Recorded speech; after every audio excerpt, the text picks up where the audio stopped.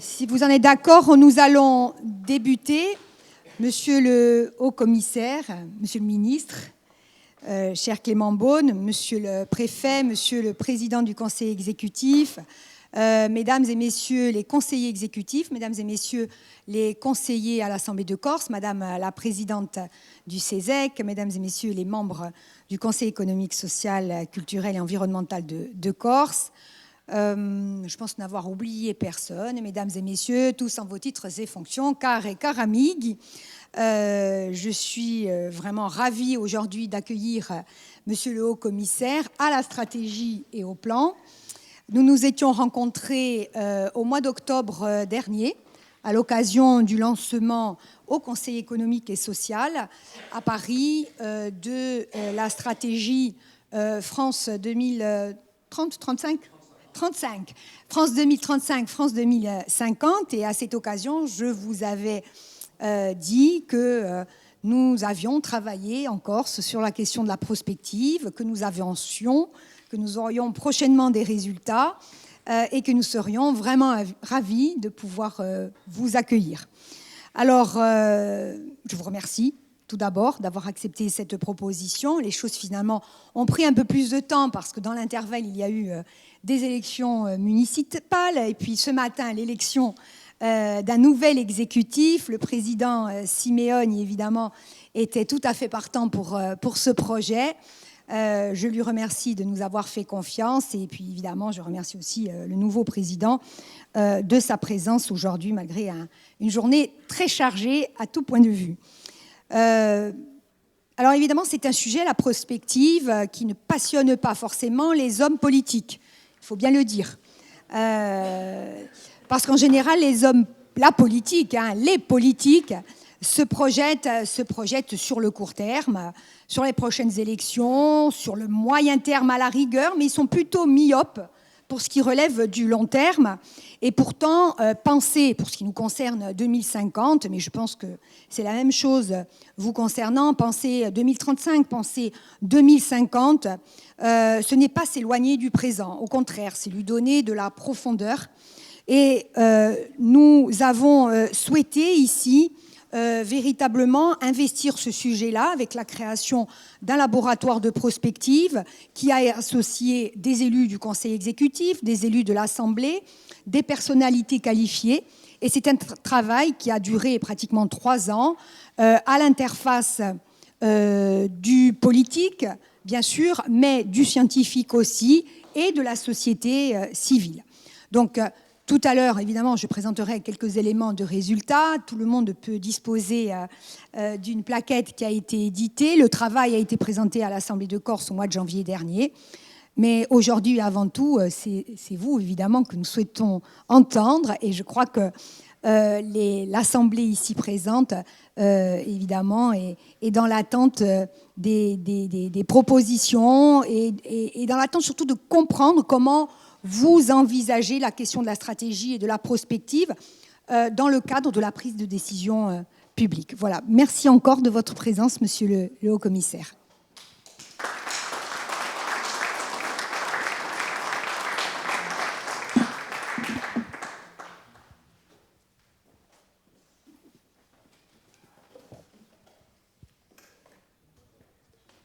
Merci beaucoup. Ça marche. Merci beaucoup, Madame la Présidente de l'Assemblée de Corse. Merci de m'accueillir et merci pour vos mots. Monsieur le Président du Conseil exécutif, je suis ravi de vous voir en ce jour important, émouvant, et merci de prendre le temps, au-delà de ce moment démocratique et politique important de la matinée, de rester pour parler du long terme. Je crois que ça n'est pas incompatible, au contraire. Et j'ose dire, pardon pour le protocole, messieurs les présidents, parce que je salue en ce jour de transition, de transmission, le président ou le maire, monsieur le maire de Bastia, cher Gilles Simeone. Très heureux de vous retrouver aussi, monsieur le préfet, mesdames et messieurs les conseillers exécutifs, mesdames et messieurs les conseillers de l'Assemblée de Corse, madame la présidente du CESEC, mesdames et messieurs les élus, mesdames et messieurs en vos grades et qualités, mesdames et messieurs, et je le dis aussi, chers amis, je suis heureux d'être là, parce que ce que vous nous offrez, madame la présidente, avec le travail que vous avez piloté, je sais que beaucoup y ont contribué ici, Avec ce moment de discussion et d'échange, vous nous offrez une forme de respiration, pas seulement dans la journée qui fut chargée, je le disais, mais dans notre temps politique qui est trop souvent, et j'y reviendrai, vous l'avez dit, un temps court, un temps de l'urgence, mais je crois qu'il est urgent justement de se projeter, de regarder au-delà de l'actualité, des soubresauts du moment, même si évidemment quand on fait de l'action publique, il faut y répondre, mais qu'on regarde aussi, sans avoir une boule de cristal, mais en essayant de dessiner des grandes tendances, des grandes questions pour nos sociétés, au-delà de ce qui nous préoccupe chaque jour, et qu'on regarde à 2035 ou à 2050 comme vous l'avez fait. Je suis heureux d'être là aussi, je dois vous le dire, parce que ce n'est pas tout à fait une première alors, dans cette fonction et dans cet instant où c'est le lieu solennel un peu. Mais j'ai eu la chance d'être un peu formé en Corse, puisque j'ai effectué il y a maintenant fort longtemps, je comptais les années, mais je me suis arrêté tout à l'heure, en passant, monsieur le préfet, dans les murs du Palais d'Antivy. J'ai effectué mon stage de formation, ce qui s'appelait à l'époque l'École nationale d'administration, à la préfecture, et un peu à la collectivité territoriale de Corse aussi, puisque j'ai eu la chance d'y passer quelques jours, à plein temps, exploité bénévolement, mais avec bonheur, pour mieux comprendre les enjeux, le contexte, les réflexions, je ne dirais pas la politique corse, je ne m'aventurerai pas sur ce terrain trop complexe pour moi, mais j'ai été ravi en tout cas d'être ici, j'y reviens avec bonheur, je suis revenu plusieurs fois sur l'île, mais c'est la première fois depuis la fin de ce stage, allez je peux dire l'année qui était en 2008, que je reviens à Ajaccio et que je reviens ici dans les lieux, quelques mètres de l'hémicycle, de la collectivité. Je suis très heureux aussi parce que j'ai un peu de sang corse par mon grand-père qui est né à Sartène et donc je vois aussi une forme de filiation dans ce moment de présence et d'échange ce soir. Je ne veux pas être trop long, même si on parle du temps long, simplement pour partager quelques convictions avec vous. Je le disais, aujourd'hui, alors qu'on a plus besoin que jamais sans doute de se projeter, d'essayer de comprendre modestement les bouleversements du monde, les grands changements climatiques, démographiques, technologiques, on ne le fait que trop rarement. Et on ne le fait même en fait jamais, si on est tout à fait honnête, dans notre débat public. Et je le regrette, mais vous êtes ici, si je puis dire, des engagés de cette prospective et de ce temps long. Et on a besoin de cet engagement. On a besoin, je le disais, de cette respiration, mais elle n'est pas un luxe, elle est une nécessité. Souvent, quand on dit on fait des plans, on réfléchit à des scénarios, on fait des rapports pour essayer d'éclairer avec des chiffres, des faits, des comparaisons, on dit vous avez de la chance. Ça, c'est la version positive. On a dit, vous avez du temps à perdre. Ça, c'est la version plus fréquente, un peu plus négative. Je crois très profondément, évidemment, je fais forme de plaidoyer pro-domo, pro-Corsica, Prospectiva aussi, mais je crois fondamentalement que c'est une urgence et une nécessité, je le disais, et que nos sociétés démocratiques souffrent profondément d'avoir perdu ce sens, appelons-le comme on veut, de la prospective, de la planification, du temps long, de la vision. Avec ce paradoxe, c'est que nous n'avons jamais eu autant de données, de chiffres, d'outils, on parlait de technologie il y a un instant, d'applications, de tableaux, d'intelligence artificielle aujourd'hui pour essayer de décrypter, et jamais on a été dans un aussi grand brouillard, en réalité, parce que nous avons souvent, pour des raisons qu'on comprend, beaucoup d'urgence, beaucoup d'incertitude, le nez sur le guidon. Et on a besoin de lever notre nez, de regarder, comme vous l'avez fait dans cet exercice très précieux, des scénarios. Je le disais, il ne faut pas confondre la planification et l'horoscope. Bon, on ne sait pas ce qui va se passer. Et, disons-le avec humilité, sans doute celles et ceux qui liront cette prospective, celle que nous allons rendre pour France 2035, France 2050 dans quelques semaines maintenant, se moqueront un peu de nous. Parce qu'ils diront « Ah, ils n'avaient pas vu ça » ou « Ils avaient imaginé ça ». Comme quand on regarde, je l'ai fait récemment, les exercices de planification de mes nobles prédécesseurs, ils n'ont pas vu ce qui se passait aujourd'hui. Heureusement, ce serait inquiétant, ça voudrait dire que notre avenir ou notre histoire sont écrits. Ce que ça n'est pas, parce que nous sommes des êtres humains qui construisons cette histoire et cet avenir. Mais on peut essayer de décrypter, de comprendre pour décider mieux maintenant. Et je crois même qu'on en a le devoir et l'impérieuse nécessité. Je voulais simplement revenir sur ce qu'est justement l'esprit du plan tel que je le préside aujourd'hui. Alors ça met un peu la pression, parce que quand on regarde dans l'escalier où j'ai mes bureaux aujourd'hui, les prédécesseurs depuis 1946, puisque le plan commémore ses 80 ans cette année, il y a eu des personnalités très impressionnantes. On ne peut pas être toujours à la hauteur d'un Jean Monnet, par exemple, qui fut le premier commissaire général du plan, comme on l'appelait à l'époque. On ne peut pas tout à fait être à la hauteur du général de Gaulle, qui a été le fondateur réelle, politique du plan. C'est le dernier décret qu'il a signé avant de quitter le gouvernement provisoire de la République, comme on le disait à l'époque, en janvier 1946. Je ne crois pas qu'il y ait de lien entre le fait qu'il ait signé en dernier cet acte et son départ, mais ça montre l'importance qu'il donnait à cette construction du pays, à cette reconstruction du pays et à cette projection dans le temps long. Et d'ailleurs, à l'époque, je n'insisterai que sur ce point parce que je crois qu'il nous dit beaucoup, on était évidemment dans un moment collectif de difficulté et de souffrance, de rationnement, littéralement. Et l'enjeu, c'était par le plan, notamment la reconstruction matérielle de la France, avec des chiffres, des tableaux. Quand on regarde les archives, c'est d'ailleurs très impressionnant. On voit des hommes et des femmes qui tracent des tableaux avec beaucoup moins d'outils que nous, et pourtant qui essayent de fixer ces objectifs. Et il y avait des cibles de production pour l'agriculture, pour l'acier, pour le charbon à l'époque, pour l'électricité, etc. Mais il y avait, dès le début, aussi l'idée, même dans cette urgence de la reconstruction matérielle, industrielle, productive, qu'il fallait une reconstruction morale et des idées. Qu'il fallait que cette petite institution qui était placée, et qui l'est toujours auprès du Premier ministre, apporte des propositions, des idées, des tendances, des lectures, des scénarios pour les années qui suivent. Et l'un des premiers, des plus grands, je crois, commissaires au plan, a à la fois très bien défini cette mission et lancé les premiers exercices de prospective. Il s'appelait Pierre Massé, et je trouve qu'on n'a jamais aussi bien défini la prospective que lui a pu le faire en quelques mots, en disant le plan, c'est un réducteur d'incertitude. C'est donc pas la boule de cristal, ça n'est pas la certitude, c'est un réducteur d'incertitude. Ce qui est, je crois, une très jolie formule et qui dit beaucoup de l'exercice que vous avez conduit, Madame la Présidente, et de celui que nous essayons de forger aussi pour les années qui viennent. Et puis, Pierre Massé a donc lancé, à l'époque, et c'était complètement radical, complètement innovant, complètement créatif, une première prospective nationale qui s'appelait à l'époque, c'est un peu daté, pardon pour ces termes, l'homme de 1985, la France de 1985, pardon, c'était les formules littérales de l'époque, avec plein d'erreurs évidemment, comme je vous le disais, on ne prédit pas l'avenir, on peut essayer de réduire l'incertitude pour le présent. Et donc je veux vous remercier parce que vous avez été une avant-garde ici même, en pilotant cet exercice, avant que je ne prenne mes fonctions, avant que je lance en votre présence, Madame la Présidente, le 8 octobre dernier, dans l'hémicycle à Paris du Conseil économique, social et environnemental, vous avez lancé, avec cette intuition, un long exercice de prospective avec ce qu'il contient, je crois, de plus précieux, c'est-à-dire confronter longuement, prenant le temps de la discussion, de la délibération, des points de vue d'acteurs publics et privés, de personnalités qui ne pensent pas pareil, et tant mieux sur le plan politique, syndical, associatif, économique.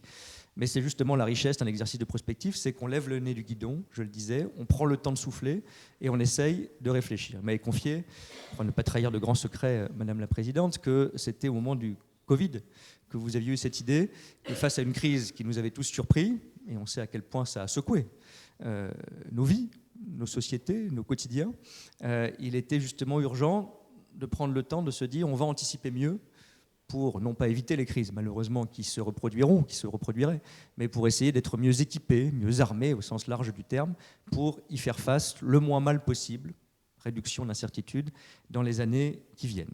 J'ai regardé attentivement les 4 scénarios que vous allez présenter bien mieux que je ne pourrais le faire, donc je ne déflorerai rien, mais je crois que c'est exactement le type de réduction d'incertitude et de travaux dont nous avons besoin.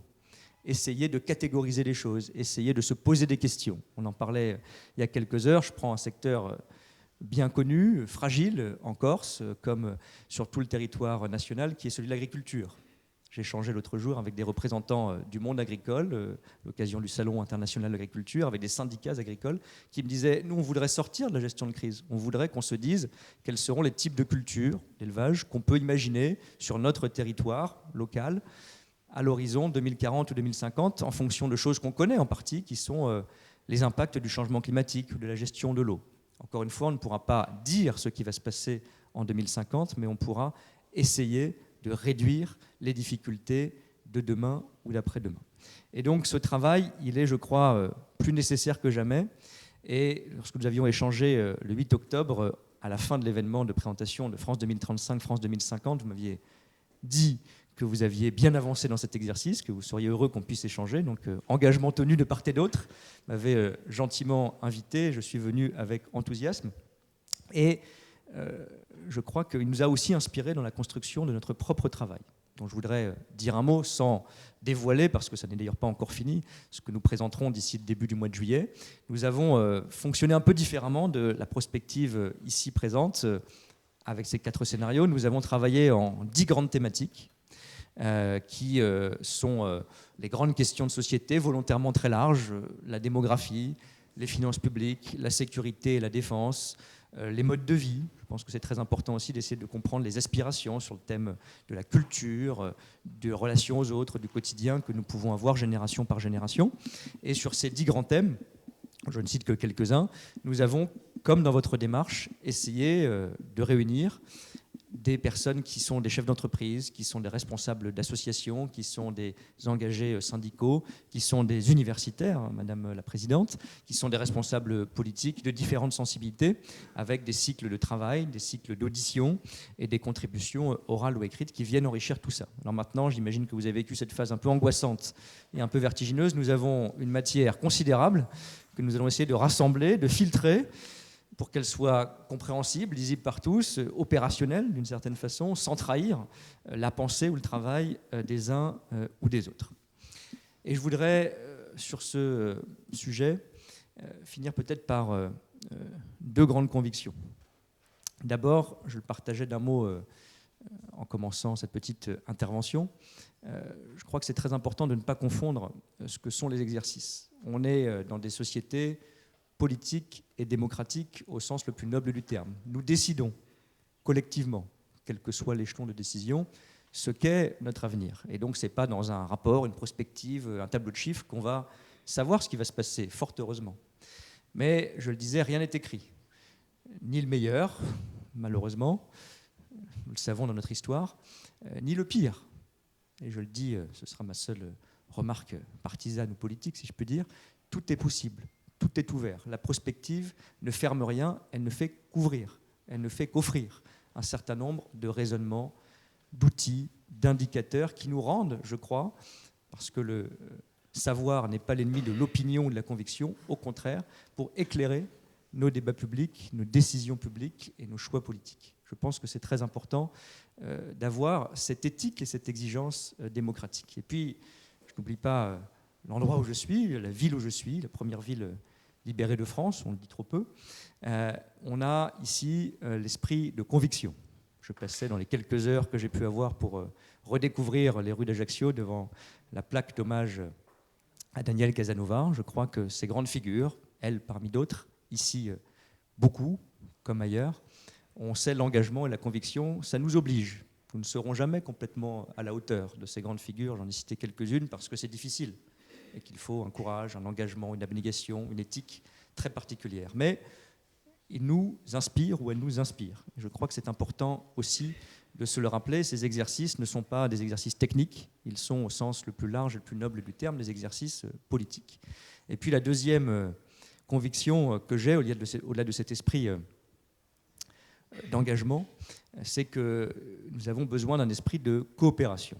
Cela peut paraître naïf, j'y crois très profondément. J'ai oublié l'une de mes formules préférées sur le plan. J'ai dit que Pierre Massé le définissait comme un réducteur d'incertitude. Jean Monnet lui-même avait cette formule amusante, que je n'ai pas comprise tout de suite. Il disait « Donnez-moi une salle à manger, mais je ferai un plan ». Ça marche aussi avec une assemblée. Réunir les gens qui ne pensent pas pareil, qui au début du repas ou du débat ne pensent pas pareil, qui ne penseront d'ailleurs pas pareil, heureusement, à la fin, mais qui auront trouvé des terrains de convergence et d'entente. Cet esprit de coopération, comme vous l'avez fait dans cette démarche, comme je crois il faut le faire dans la suite, Monsieur le Préfet, avec les services de l'État qui sont très engagés, avec beaucoup d'acteurs économiques, sociaux, culturels, c'est exactement l'esprit de cette prospective, celle que vous avez conduite et celle que nous devons conduire en général.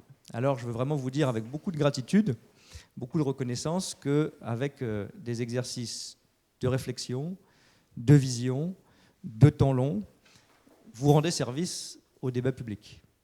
Et chaque jour un peu plus malmené, ce débat public en a bien besoin. Alors pour toutes ces raisons, merci beaucoup d'avoir fait vivre cette réflexion, cette vision, cet esprit de coopération que je saluais. Nous avons sans doute plus besoin que jamais dans nos démocraties, dans nos débats publics et politiques pour leur rendre littéralement leur lettre de noblesse. Merci beaucoup, Madame la Présidente.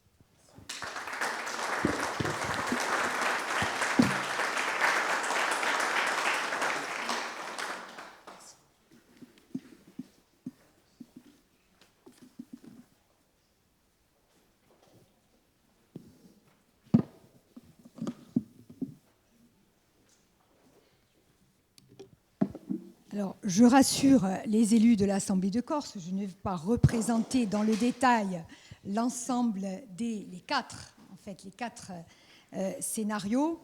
Je voudrais surtout exposer la façon dont nous avons travaillé, parce qu'effectivement, monsieur le haut-commissaire, Corsica Prospettiva, comme tout exercice de prospective, ne conduit pas à des prédictions. Ce n'est pas un programme politique non plus. Ce n'est pas un exercice abstrait, c'est véritablement un exercice de réflexion collective, démocratique, un moment démocratique, qui prend peut-être un peu plus de temps qu'une campagne électorale, mais qui est nécessaire pour essayer de se projeter ensemble sur les futurs possibles. Pas sur un seul futur, mais des futurs possibles. Nous avons tenté d'éviter deux écueils. Le premier est de dire voilà ce qui va se passer. Ça, c'est la première chose. Non, je suis d'accord avec vous. Nous ne sommes pas en capacité de dire ce qu'il va se passer. Et heureusement d'ailleurs, ce serait bien triste. Donc on n'est pas dans l'ordre de la prédiction. Et puis, on a évité aussi l'écueil qui consiste à dresser un catalogue de mesures. Et je suppose que vous êtes confrontés, vous aussi, à ce genre de remarques. Bon, et alors maintenant, qu'est-ce qu'on fait? Qu'est-ce que tu proposes? Bon, on n'en est pas là. Je pense qu'il y a des instances qui doivent faire des propositions concrètes de politique publique. Nous sommes là pour éclairer sur les différentes options possibles et sur ce qu'il pourrait se passer compte tenu du recueil d'informations, de connaissances surtout, auprès du milieu universitaire, auprès de ceux qui savent produire de la statistique. Et je me tourne vers le directeur de l'INSEE, que je remercie parce qu'il nous a fourni beaucoup de projections, pour le coup, et de simulations, bien sûr, donc quantitatives, mais aussi et surtout les membres de l'Assemblée de Corse, qui viennent tous d'horizons différents, mais également la société civile qui a été pleinement associée à travers le Conseil économique et social, mais aussi, très important, ceux qui seront intéressés par ce qui va se passer dans 25 ans, c'est-à-dire les jeunes. Parce que quelques-uns d'entre nous, j'espère que nous serons là dans 25 ans, en 2050, et qu'on se reverra en parlant de cette journée, mais nous avons surtout pensé à la jeunesse, aux jeunes, aux juniors, à ceux qui ont 20 ans aujourd'hui, qui auront 45 ans et qui travailleront, qui prendront des responsabilités et qui, évidemment, je l'espère, en Corse en tout cas, seront à la conduite de ce pays. Donc, très franchement, c'est en pensant à eux que nous avons travaillé. Construire des scénarios prospectifs, et je ne vais pas m'attarder sur la méthode, construire des scénarios prospectifs, c'est essayer de rendre visible d'abord et avant tout, et là ça nous permet de relever la tête et de regarder ce qui se passe autour de nous.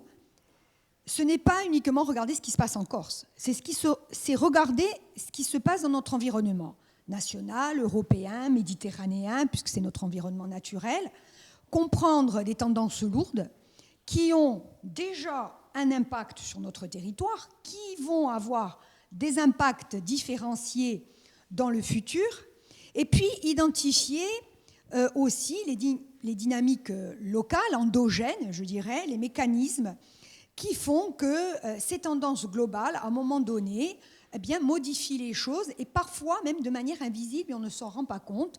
Nous, par exemple, sur le plan des idées, nous évoquions aujourd'hui la montée des populismes et nous importons par exemple des problématiques populistes qui passent sur les réseaux sociaux qui, en Corse, très franchement, ne font pas notre actualité quotidienne dans les villages de Corse. Voilà.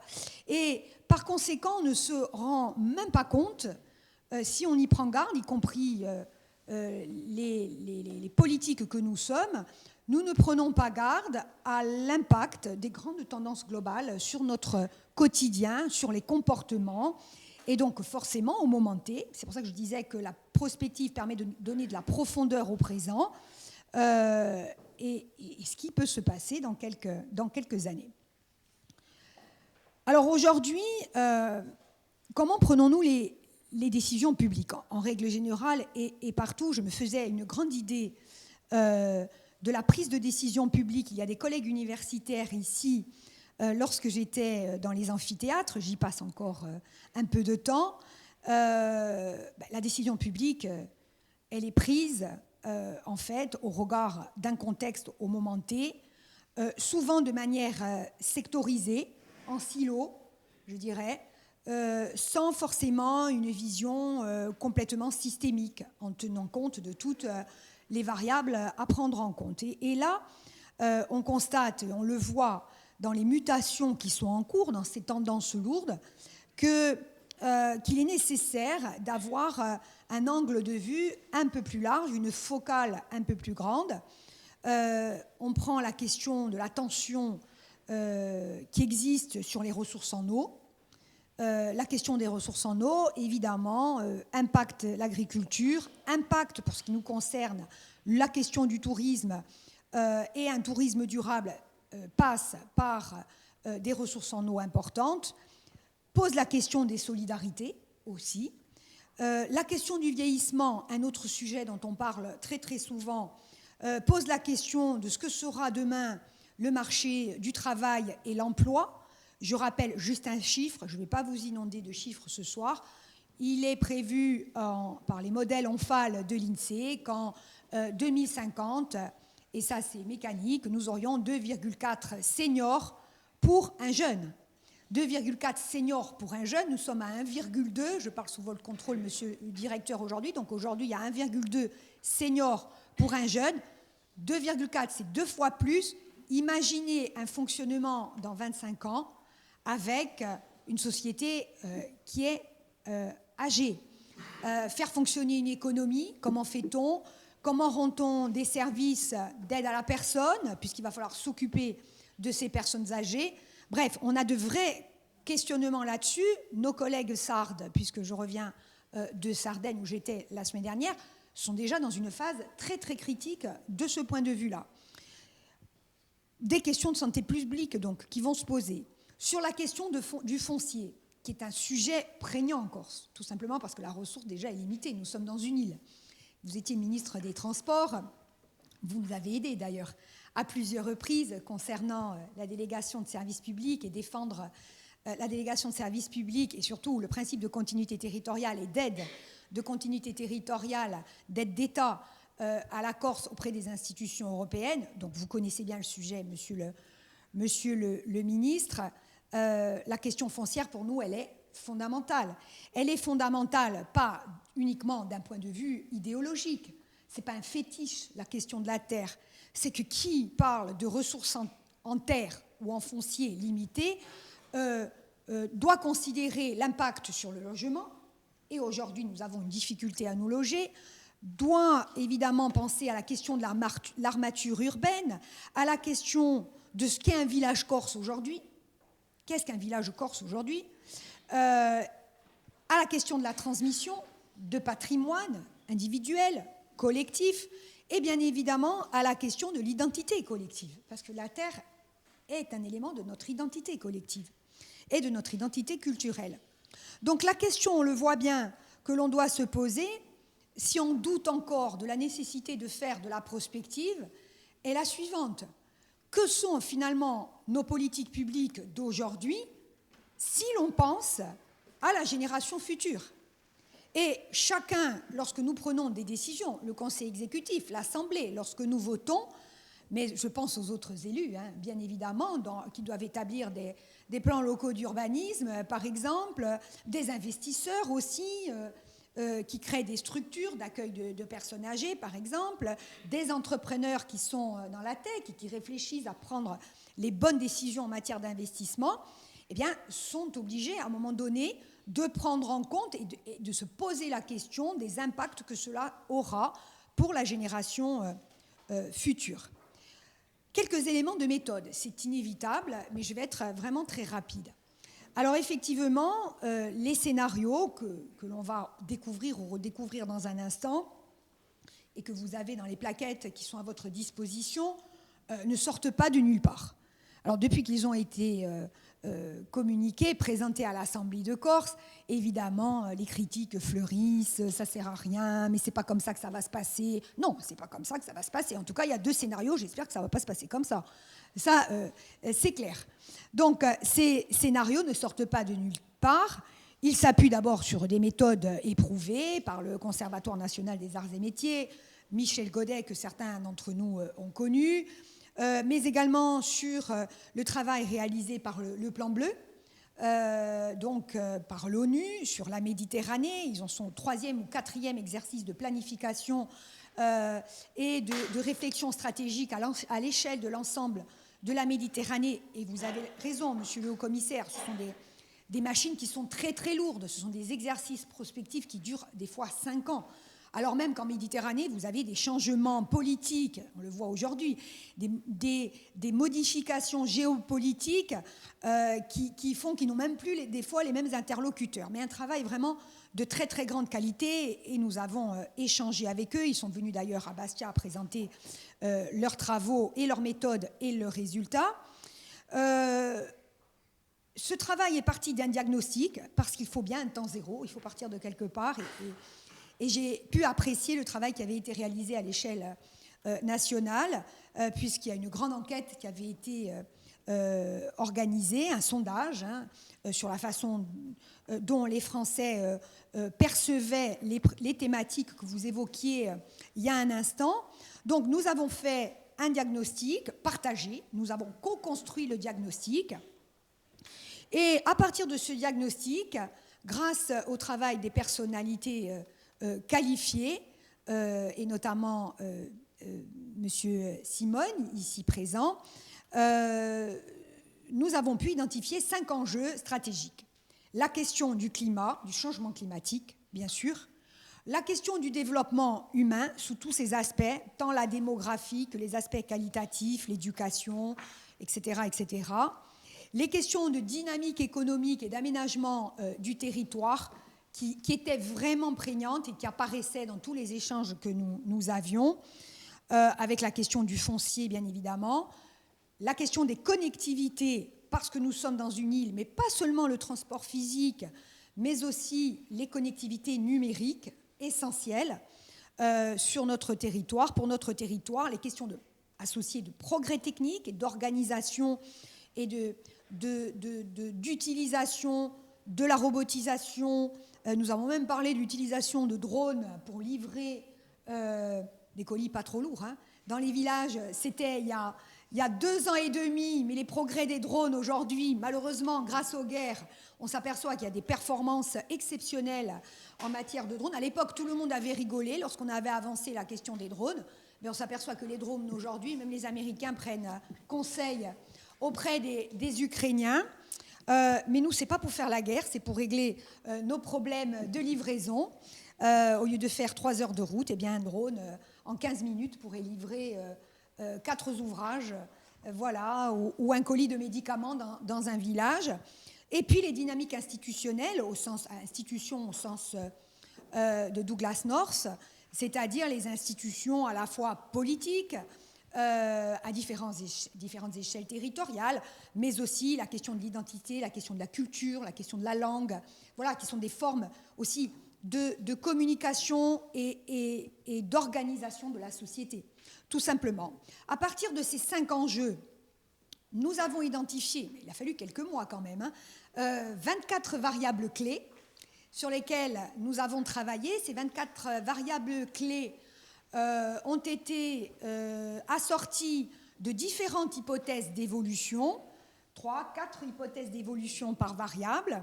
Certaines sont chiffrées, grâce encore aux travaux des uns et des autres, et je remercie l'agence d'urbanisme aussi de la Corse qui a beaucoup œuvré à nos côtés. Et on a essayé de comprendre dans une approche systémique, justement, mais c'est peut-être plus facile, monsieur le haut-commissaire, à l'échelle d'un territoire qui est une île, de réfléchir en interaction entre toutes les variables. Je pense qu'à l'échelle nationale française, c'est plus compliqué d'avoir des grandes matrices, 50-50, donc même plus. Donc nous avons réfléchi à l'interaction entre ces différentes variables que je ne vais pas lister aujourd'hui. Et à partir de toutes ces hypothèses, Nous avons d'abord par enjeu, là il a fallu redevenir un peu cartésien, parce que c'est bien la systémique, mais à un moment donné, l'œil humain ne voit pas tout. Il a fallu, bien évidemment, établir des micro-scénarios par enjeu. Qu'est-ce qui se passe pour le changement climatique? Qu'est-ce qui se passe pour la dynamique démographique, par exemple? Et puis, la combinatoire de ces micro-scénarios a conduit à 4 scénarios principaux. Alors, ces 4 scénarios, évidemment, encore une fois, je reprends vos mots, c'est pas ce qui va se passer. Voilà. Et encore une fois, j'espère que certains n'arriveront pas. Ils ne sont pas figés, bien sûr. Ce sont des archétypes, je dirais. Ils sont contrastés, ils ne sont pas exclusifs, ils ne sont pas prescriptifs non plus. Mais en tout cas, ce sont ceux sur lesquels nous avons tous convergé. Les politiques, la société civile, les jeunes, les moins jeunes, nous avons convergé vers ces scénarios, ces visions, je dirais, de ce que pourra être la Corse en 2050. Avant de présenter le résultat, et encore une fois, je ne m'étendrai pas, on pourra revenir dans les détails si vous le souhaitez ensuite, il faut partir du point de départ, évidemment. Aujourd'hui, qu'est-ce qui peut caractériser, quels sont les faits stylisés en 3-4 phrases de la Corse contemporaine? Une île, bien sûr. La géographie pèse, la géographie compte. Une île qui est attractive. Il y a du monde qui arrive en Corse, certes. Des atouts, c'est pour ça qu'ils viennent. Capital naturel, évidemment, exceptionnel, fort degré de cohésion sociale. Nous nous étions associés les services de l'OCDE pour une étude sur l'attractivité et l'OCDE nous a dit, évidemment, vous n'avez pas une compétitivité prix exceptionnel, hein, compte tenu des coûts de transport déjà que nous avons. C'est un peu compliqué. Par contre, vous avez une cohésion sociale très bonne et un environnement d'exception. Une identité culturelle forte, indiscutablement. C'est une richesse dans le monde d'aujourd'hui qui nous permet de comprendre et l'Europe plus au nord, mais aussi nos amis plus au sud, la Méditerranée, des ports, des aéroports, 6 ports, 4 aéroports dont nous avons la maîtrise aujourd'hui grâce au travail exceptionnel du président Simeone, puisque les chambres de commerce, la chambre de commerce est intégrée dans le périmètre de notre collectivité. Une connectivité numérique aussi où le Conseil exécutif de Corse a fait un travail remarquable et un déploiement de la fibre sur quasiment tout le territoire et le déploiement d'un câble nouveau avec l'Italie, et pour autant des fragilités. Des fragilités. Ce n'est pas seulement le fait d'être une île qui est compliqué. Il y a d'autres îles en Méditerranée. Des fragilités, 20% de taux de pauvreté, un Corse sur 5, voilà, est en dessous d'un peu plus de 1 000 € par mois, c'est beaucoup. Un vieillissement de la population et une population isolée dans les villages, ça c'est important. Des difficultés pour les jeunes qui sont là et que je salue, l'Assemblée des jeunes, la pression foncière et immobilière qui augmente du fait de la pression touristique et de l'attractivité du territoire, et puis les tensions sur des ressources vitales, la terre, on l'a dit, l'eau, bien évidemment, nos ressources naturelles, la nature. Donc, vouloir valoriser à tout prix nos atouts, ce qui est normal et logique, de valoriser ces atouts, serait vraiment éphémère si on ne tenait pas en compte, si on ne regardait pas aussi les fragilités et les vulnérabilités qui existent et qui sont renforcées par les tendances globales du monde d'aujourd'hui. C'est-à-dire que c'est déjà un système sous tension. Nous sommes un système sous tension. La tension s'accroît parce qu'il y a des tendances globales qui poussent effectivement à cela. Et donc, si l'on y prend garde, on va avoir un effet système, on peut se retrouver avec un renforcement de nos vulnérabilités, un effet système qui peut nous faire bifurquer, je ne dis pas que ça va arriver, qui peut nous faire bifurquer, faire une situation, à un moment donné, très compliquée, où il sera très difficile de revenir en arrière du point de vue de l'identité culturelle, par exemple, du point de vue du rapport à la terre, du point de vue économique aussi, parce qu'il y a un modèle économique qui, si on y prend garde, peut poser problème. Donc, 4 scénarios à l'interface donc, de nos réflexions politiques, scientifiques et citoyennes. Le premier scénario, c'est une croissance non durable avec des tensions et des replis. Pourquoi ce scénario émerge-t-il? Parce que c'est le scénario du pire avec un cumul véritable de vulnérabilité à tout point de vue, changement climatique, pauvreté, bref, on ne fait pas les transitions qui s'opèrent, on n'est pas en capacité d'innover, et donc on a, pour moi, un effondrement de la Corse actuelle. Voilà. Le deuxième scénario, c'est une croissance qu'on a qualifiée de croissance appauvrissante. Ça peut paraître paradoxal, la croissance c'est du quantitatif, le tourisme tire la croissance, l'attractivité tire la croissance aussi, mais pas le changement technologique, alors qu'on a besoin de changement technologique aussi pour porter la croissance de long terme. Paradoxalement, on a des déséquilibres majeurs qui apparaissent, pas de bien-être collectif. Alors la Corse ne s'effondre pas, mais il y a une sorte de fuite en avant, si l'on y prend garde, qui peut véritablement poser problème pour la génération à venir. Et je dirais qu'aujourd'hui, le Conseil exécutif de Corse et les élus de l'Assemblée de Corse, le Conseil économique et social, l'Assemblée des jeunes, sont évidemment bien conscients de cela. C'est-à-dire que nous connaissons nos vulnérabilités et nous savons que si, à un moment donné, nous ne prenons pas les décisions qui s'imposent, effectivement, nous pouvons être sur une trajectoire, oui, de croissance. Je me souviens d'un rapport à l'époque de la préfecture qui disait, il y a très longtemps, qui disait, c'est au moment du vote du PEI, donc ça fait un moment, qui disait la Corse croît, la Corse croît. Oui, la Corse croît, mais de la croissance peut être obtenue de 1000 façons. Même avec des activités illicites, on a de la croissance, on a du PIB. Voilà, sauf que du point de vue du développement, c'est plus compliqué. Troisième scénario, c'est un scénario où les adaptations se font avec une bifurcation heureuse, c'est-à-dire un repositionnement stratégique de la Corse à plusieurs niveaux, économique, bien sûr, avec de nouvelles spécialisations productives, pas une complète diversification, mais de nouveaux secteurs d'activité sont investis. Il y a ici des entrepreneurs de la tech, du tourisme, donc un tourisme pensé différemment, et sachant que nous nous sommes déjà engagés avec les professionnels sur cette voie-là maintenant depuis une dizaine d'années, un tourisme plus soutenable, des évolutions aussi institutionnelles qui nous permettent de prendre des décisions au plus près des besoins et des réalités et des vulnérabilités de notre territoire.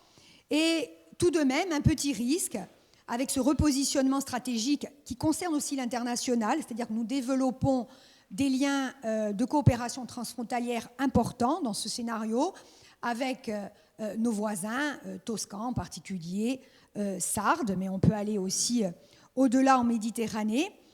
Scénario qui comporte quand même un petit risque, à savoir qu'il peut y avoir des disparités en termes de localisation des activités, c'est-à-dire qu'on pourrait avoir deux grosses métropoles, pas au sens institutionnel, mais en tout cas au sens urbain du terme, si vous permettez, que mes propos ne soient pas mal interprétés.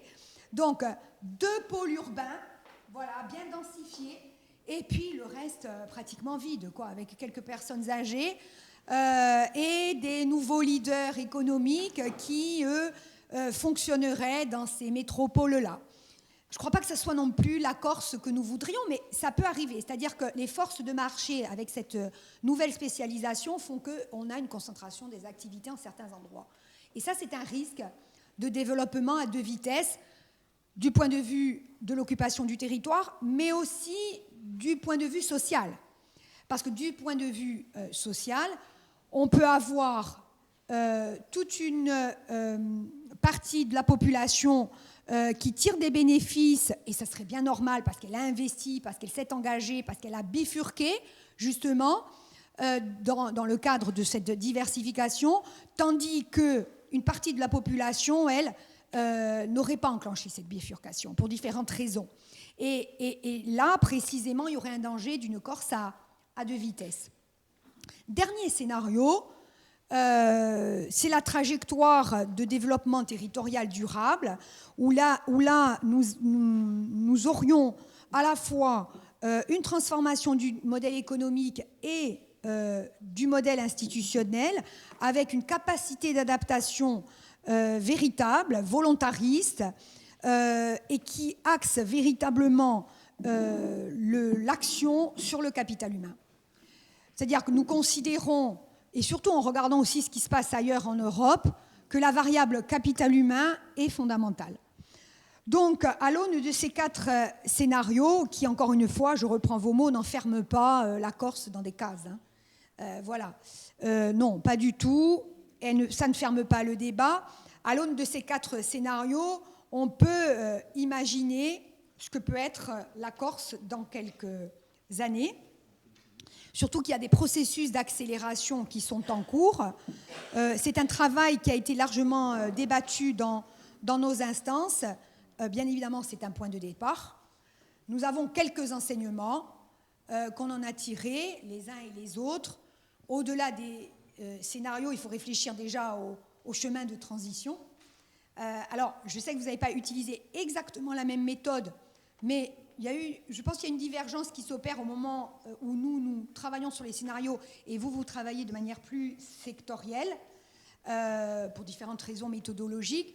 Mais quoi qu'il en soit, à un moment donné, on a fait un bout de chemin ensemble, je dirais, parce qu'on a posé un socle prospectif. Voilà. Il y a le socle que nous mettons à la disposition de tous les acteurs pour qu'ils puissent travailler là-dessus et produire les scénarios qui les intéressent. Voilà. Et le Conseil économique et social, d'ailleurs, va reprendre ce travail-là. Autre enseignement, indiscutablement, le changement climatique et la démographie sont 2 tendances lourdes. Elles pèsent énormément sur notre système insulaire. La croissance économique, autre enseignement, la croissance économique ne suffit pas. C'est évident, on en a besoin. C'est une condition nécessaire, mais elle n'est pas suffisante. La Corse devra s'adapter, quoi qu'il en soit. Donc, soit c'est une adaptation subie, comme dans le 2e scénario, mais ce n'est pas fantastique, soit c'est vraiment une adaptation voulue, choisie, avec des innovations, et là, on peut véritablement construire des choses très sympathiques et du bien-être collectif. Le foncier est indiscutablement une donnée stratégique, parce qu'il est rare. Et nous aurons à travailler dans le cadre du plan d'aménagement et de développement durable de la Corse très prochainement. Et enfin, je reprends un terme anglo-saxon, une expression de Douglas North, institutions matter, oui, les institutions comptent. On oublie trop souvent que les institutions comptent. Et dans la mondialisation, on a oublié que les institutions comptaient. Les institutions, et une institution comme celle que vous présidez, monsieur le haut-commissaire, compte. Moi, j'étais effarée au moment, il y a des collègues économistes ici, effarée de voir qu'on n'utilisait plus le plan. Alors, le plan, ça fait un peu peur quand on parle du plan. Nous sommes un peu dans la... Évidemment, pour une certaine génération, nous pensons au plan soviétique, bien sûr, mais ce n'est ni plus ni moins qu'une stratégie et une capacité à voir loin. Voilà, et effectivement, nous en avons discuté tout à l'heure, au moment du Covid, nous nous sommes dit avec quelques collègues universitaires, mais aussi avec le président Simeone, avec Madame Fadzi, Bianca Fadzi, qui a en charge la santé au sein de notre collectivité, on ne connaissait pas la longueur du tunnel et sa circonférence. On ne savait pas, lorsqu'on a tout fermé en Corse en mi-mars 2020, on ne savait pas véritablement dans quoi on s'engageait, où on allait. C'est là qu'on s'est aperçu dans les semaines qui arrivaient qu'on n'avait pas de masque, qu'il n'y avait plus de Doliprane, que voilà, sans faire de publicité.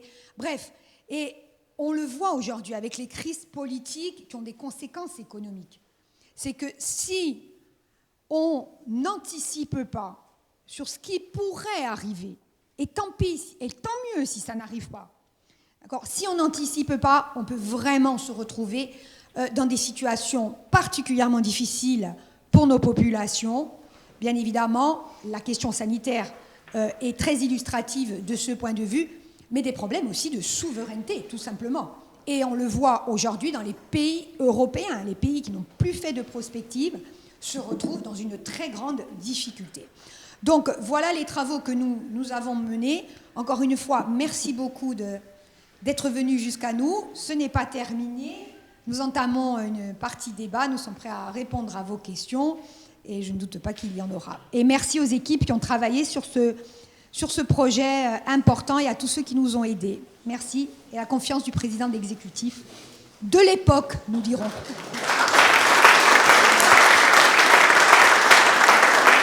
Merci.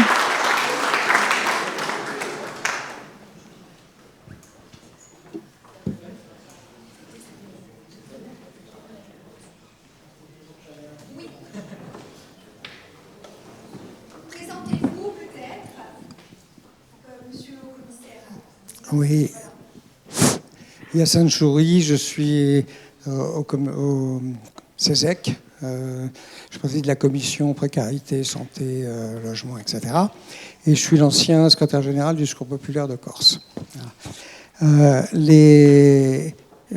avez cité plusieurs fois la nécessité d'avoir cet éclairage des possibles. Que ce soit les scénarios, que ce soit vos études, c'est toujours l'étude des possibles et essayer de réduire les incertitudes pour qualifier ces possibles et leurs tenants et aboutissants afin d'éclairer les politiques dans leurs décisions qui, elles, sont à court terme, à effet immédiat ou en tout cas à court terme. Il y a un élément qui ne ressort pas directement dans la prospective, mais que les élus, eux, ils doivent avoir en tête, au-delà de leur conviction politique et de leur engagement politique, il y a l'intérêt commun. Et cet intérêt commun, il se traduit d'un certain nombre d'axes ou de typologies de compréhension du monde et de compréhension des futurs possibles pour essayer de prendre les bons choix, pas seulement en fonction d'orientation politique, mais en fonction de l'intérêt collectif. Madame la Présidente, vous avez cité plusieurs fois améliorer je ne reprends pas les mêmes termes, mais améliorer la vie des gens. En gros, le progrès existe s'il est partagé. Sinon, ce n'est pas un progrès. On voit toutes les dérives des sociétés actuelles qui ont été décrites dans les dystopies des années 50. Donc, le fait d'avoir à l'esprit toujours l'intérêt collectif et le progrès du bien-être, c'est le mot que vous avez utilisé, Madame la Présidente, du bien-être du plus grand nombre, et si possible de tous, c'est ça la clé. Et je pense que même dans l'analyse des scénarios, dans l'analyse des clés sur les variables sur lesquelles on peut jouer en tant que politique, les clés sur ces variables doivent toujours être éclairées par ce fondamental. Comme on n'a plus aujourd'hui de grandes idéologies avec des projections d'avenir et des sociétés rêvées, il n'y en a plus, on n'a plus que des attitudes de gouvernance, des attitudes de choix politiques, et on ne revient pas suffisamment, je vais utiliser un gros mot, philosophiquement, sur l'humanité. Je pense que c'est important de rappeler ça conjointement ou avec les analyses et les perspectives, mais ramener les valeurs. Surtout, vous avez parlé de culture et de valeurs humaines et de réalité d'identité. Et dans la nôtre, cette valeur-là, elle est fondamentale.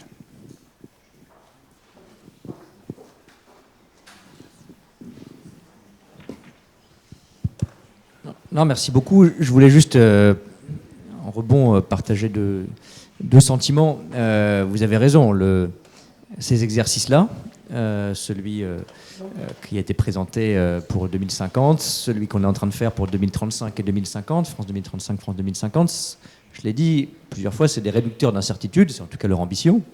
Ce ne sont pas des réducteurs de choix. Et derrière ces exercices, et dans le débat public en général, il y a des choix qui appartiennent aux différents individus, partis, forces politiques, syndicales, associatives, etc. Heureusement. Et d'ailleurs, souvent, pour discréditer un peu ces travaux, soit qu'on pense derrière le plan au Gosplan, soit qu'on ait l'impression que c'est une forme de mise en équation de la société, ce que ça n'est pas. On dit, vous voulez des tableaux de chiffres à la place de choix politiques. C'est le contraire. Moi, j'insiste beaucoup, c'est exactement le contraire. Je pense que le débat public se porte mieux quand il a un socle, vous avez dit un socle prospectif pour l'exercice, mais plus généralement un socle de faits, de chiffres, non pas pour les... Moi-même pas un scientifique par ailleurs, donc je ne vais pas avoir ce fétichisme des chiffres, mais pas pour avoir l'idée qu'il y aurait une IA ou une équation qui va nous donner la solution de l'avenir de la Corse, de la France, de l'Europe, bon, pas du tout. Mais parce que je pense que si on ne confond pas les faits et les opinions, on se porte mieux. Et avoir, encore une fois, un réducteur d'incertitude, c'est certainement pas un réducteur de choix. Je relisais...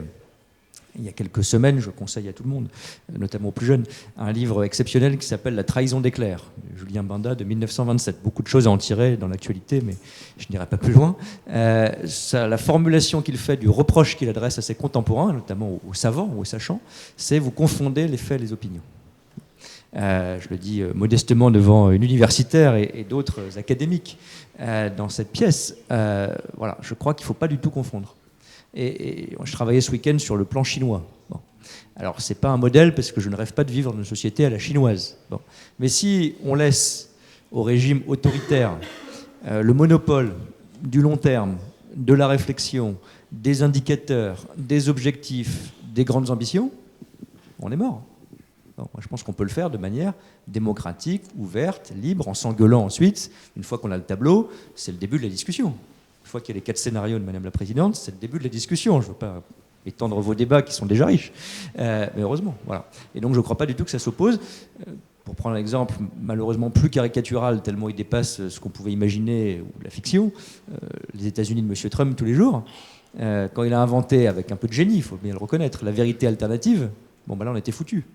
Parce que vous lui dites, attendez, j'ai regardé le foncier, j'ai regardé le changement climatique, pas forcément après-demain, mais demain matin, il dit non, fake news.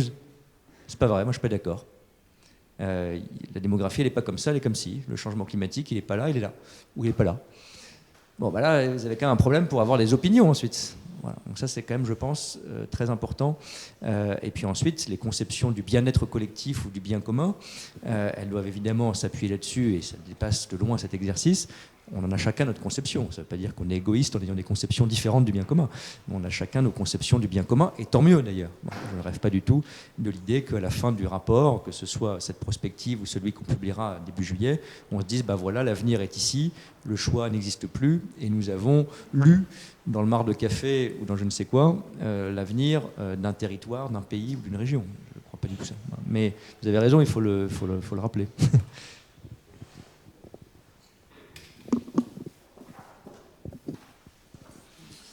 Oui. Donc un mot d'abord pour vous remercier, Madame la Présidente de l'Assemblée de Corse, pour le travail que vous avez mené. Ensuite, vous remercier également pour l'initiative prise aujourd'hui d'inviter M. Clément Beaune, au commissaire au plan. Je voudrais dire un mot à l'assistance qui ne le sait peut-être pas, en tout cas tout entier, le rôle éminent que jouait M. Beaune lorsqu'il était ministre des Transports au soutien des intérêts de la Corse, vous l'avez dit, notamment dans la défense du service public maritime et aérien, singulièrement maritime à cette époque-là. Et je peux en parler puisque nous étions régulièrement en contact. Et je dois dire, sans flagornerie, que s'il y a eu des périodes où les relations peuvent être difficiles avec le ou les gouvernements, il y a eu aussi des hommes et des femmes qui ont été des soutiens engagés pour la Corse. Et franchement, nous vous devons beaucoup. Donc je voulais le dire publiquement. Ensuite, vous posez une question un peu provocatrice. y a-t-il encore une place pour la planification dans le monde dans lequel nous vivons, et qui peut la faire de façon efficace? Alors, y a-t-il encore une place dans un monde qui est quand même marqué par l'instantanéité? On voit que le temps politique est un temps de plus en plus bref, même convulsif, et on a du mal à mener à bien des programmations pluriannuelles dans le domaine du logement ou de la santé, etc. Donc, y a-t-il encore la place pour une planification stratégique à l'échelle du temps moyen et long? Et s'il y a une place, qui peut l'occuper?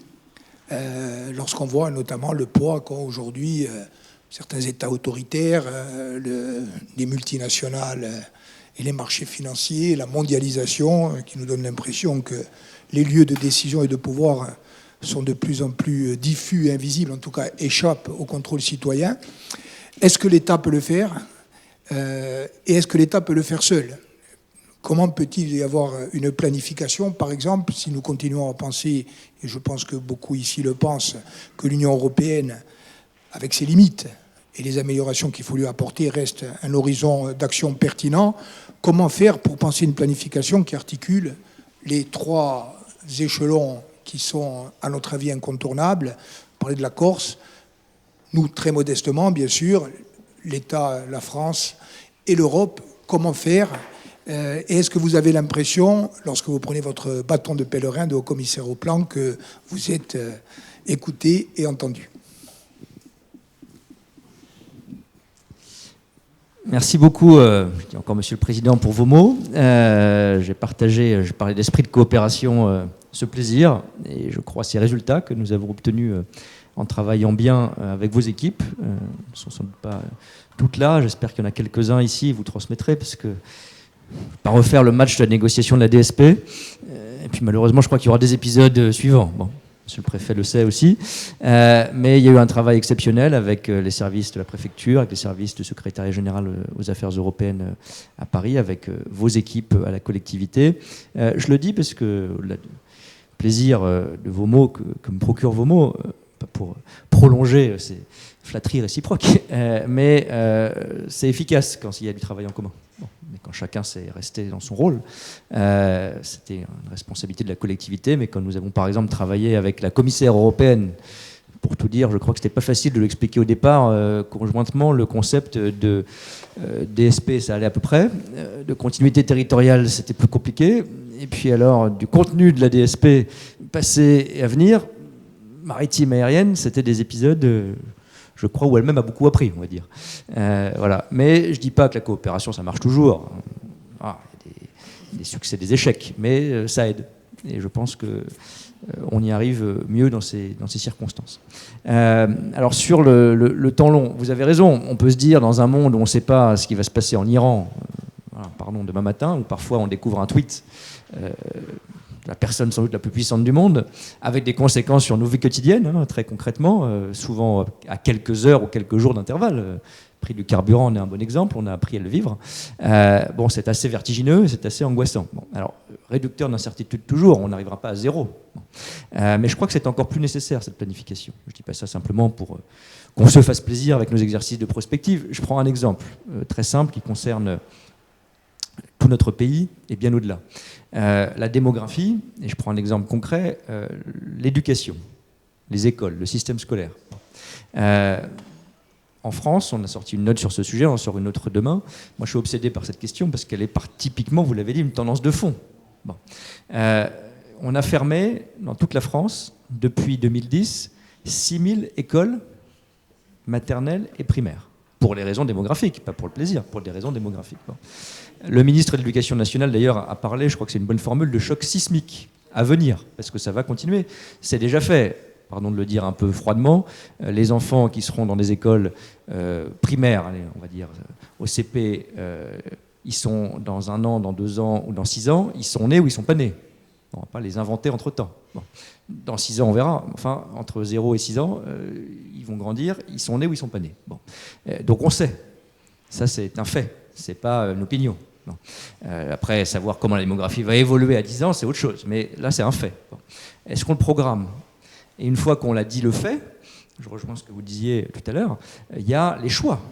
Bon, si par exemple on sait qu'il y aura 15% d'élèves en moins dans l'école primaire, c'est à peu près l'ordre de grandeur, d'ici le début de la prochaine décennie, et qu'on a déjà, je le disais, fermé 6000 classes, écoles dans le pays, bon, bah, c'est un débat ensuite politique, gauche, droite, centre, vous l'appelez comme vous voulez. Il y en a qui vont dire, bah, c'est formidable.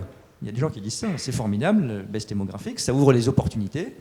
Par exemple, dans les écoles, bah, ne fermons pas de classes, ne fermons pas d'écoles, il y aura un meilleur taux d'encadrement. Bon, peut-être, je ne juge pas ici, je présente les termes du débat. D'autres vont dire, formidable, on peut faire des économies, puisqu'il y a moins d'élèves, moins d'enseignants, moins d'encadrants, etc.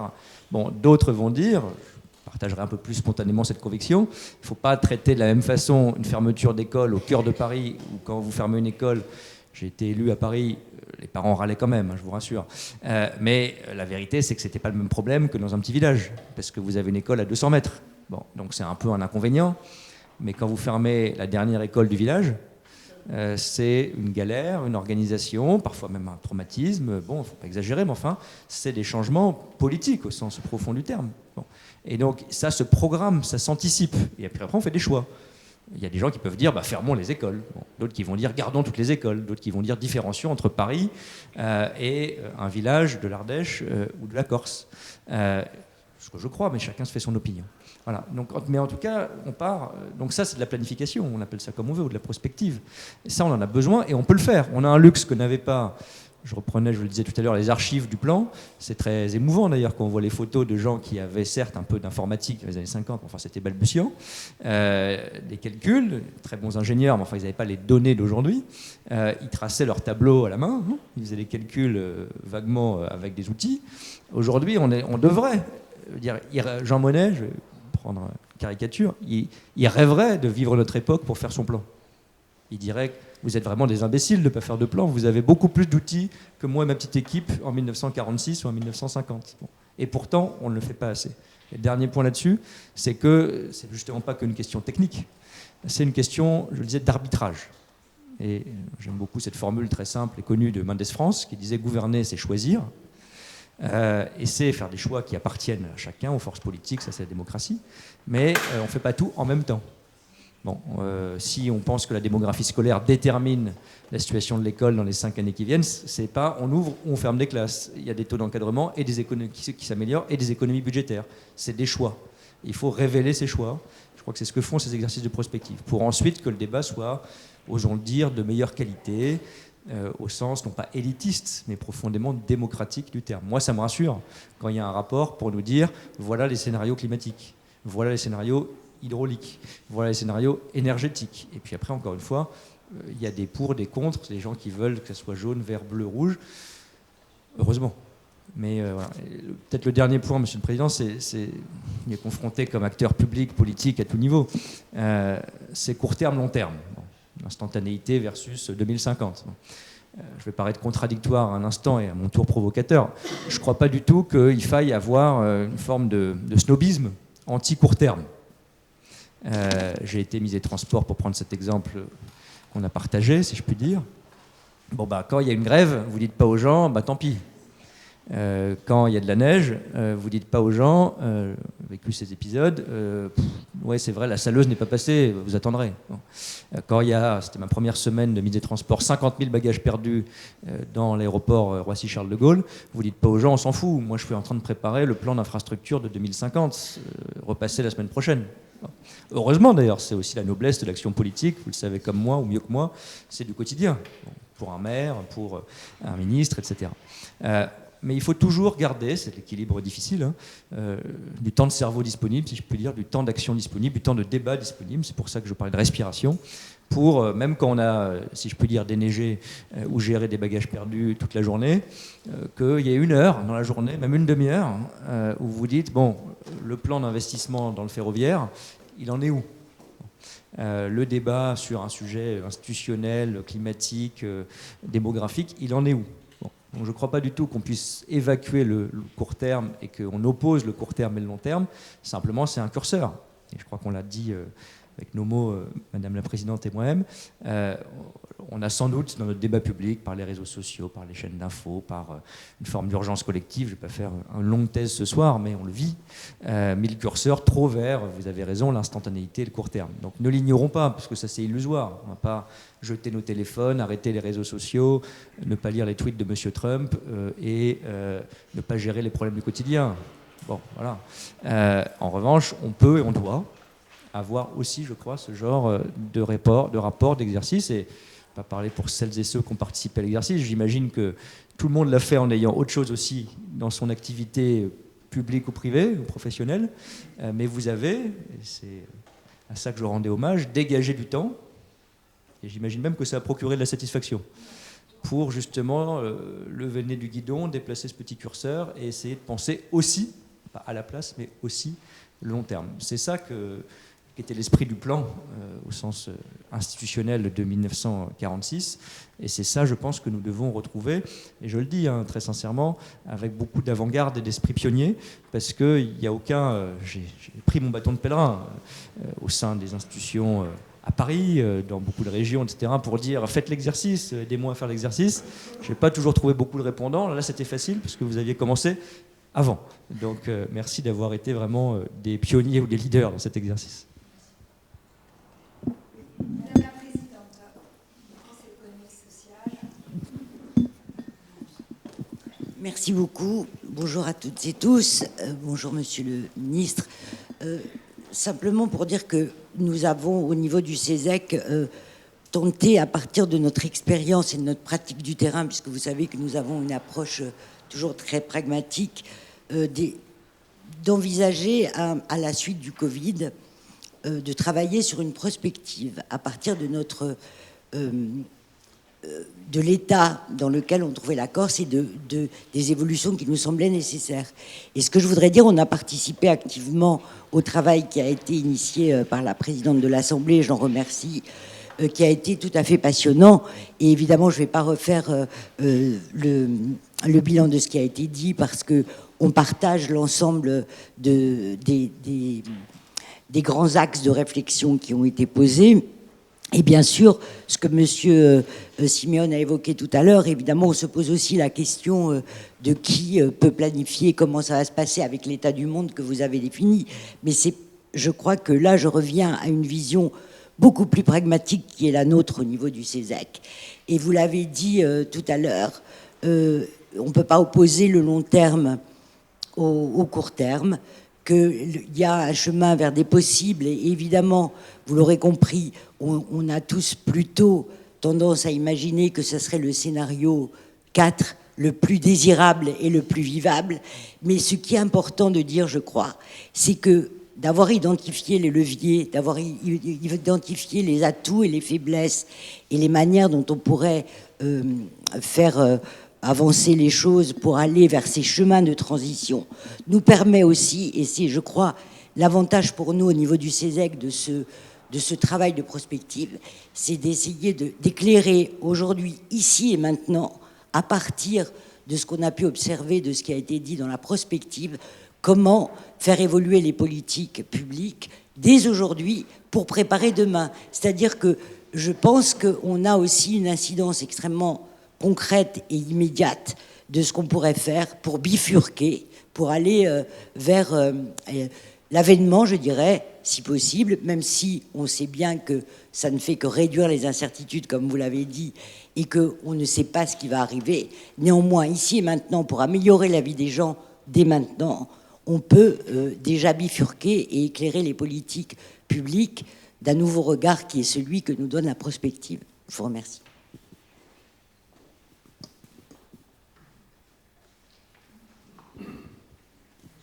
Oui, merci beaucoup.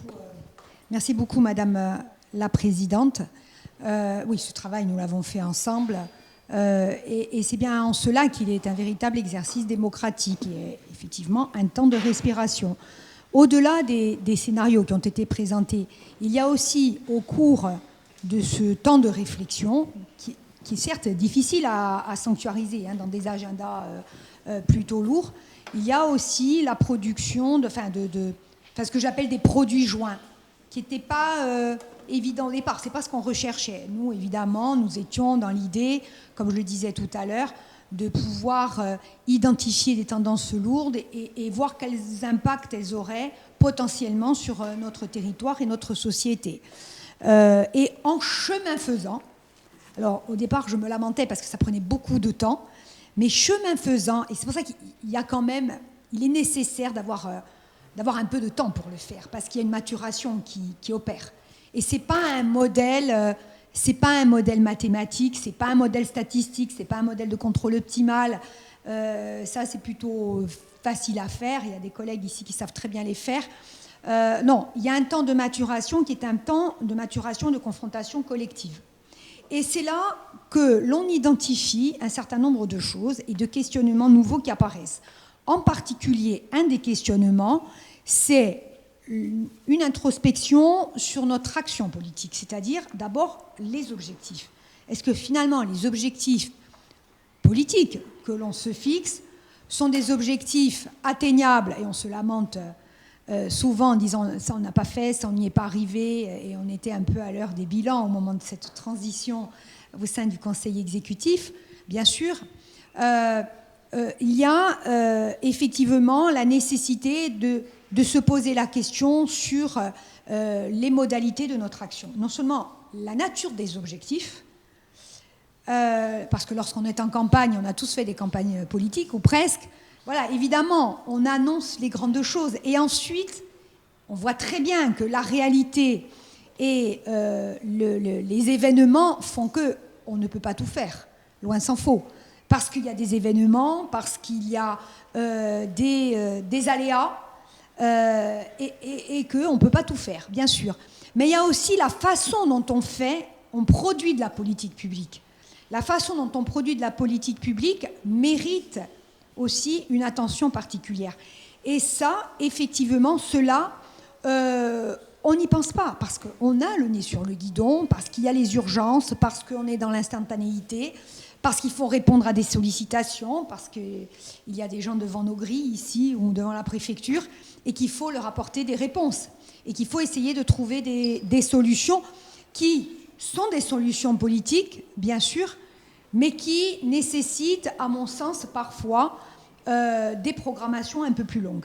Voilà, et on est obligé de répondre. La réalité, c'est ça. Donc, c'est un des produits joints de ce travail que d'avoir permis cette introspection sur notre propre action. Et enfin, en tout cas, moi, j'en ai retiré un bénéfice très grand.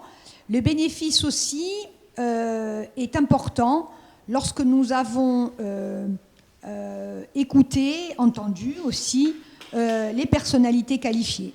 Et le monde, parce qu'on parle beaucoup des institutions, on parle beaucoup du secteur public, mais lorsqu'on entend le secteur privé, les entrepreneurs, les entreprises, les artisans, quels qu'ils soient, les agriculteurs, c'est vrai qu'ils pensent au quotidien, mais eux aussi se projettent. Il ne faut pas s'imaginer qu'il n'y a que 4 intellectuels qui, à un moment donné, se disent « Ah, comment ça sera la Corse dans 25 ans ?» Non, pas du tout. Les agriculteurs se posent la question de savoir quelles vont être les conséquences du changement climatique, hein, sur la question de la ressource en eau, sur la question de la transmission. Dans le domaine technologique, il y a des gens qui font des investissements aujourd'hui qui, par définition, parfois, la plupart du temps même, hein, par définition, sont incertains. Lorsqu'on prend le pari d'investir en R&D, vous ne savez pas si vous allez trouver quelque chose. Hein. Voilà. Et pour autant, ils prennent la décision. Donc, c'est ce tandem, je dirais, cette tension entre court terme, moyen terme, long terme et prise de décision pour chacun de ces horizons, qui, à un moment donné, a été un enseignement important pour nous tous.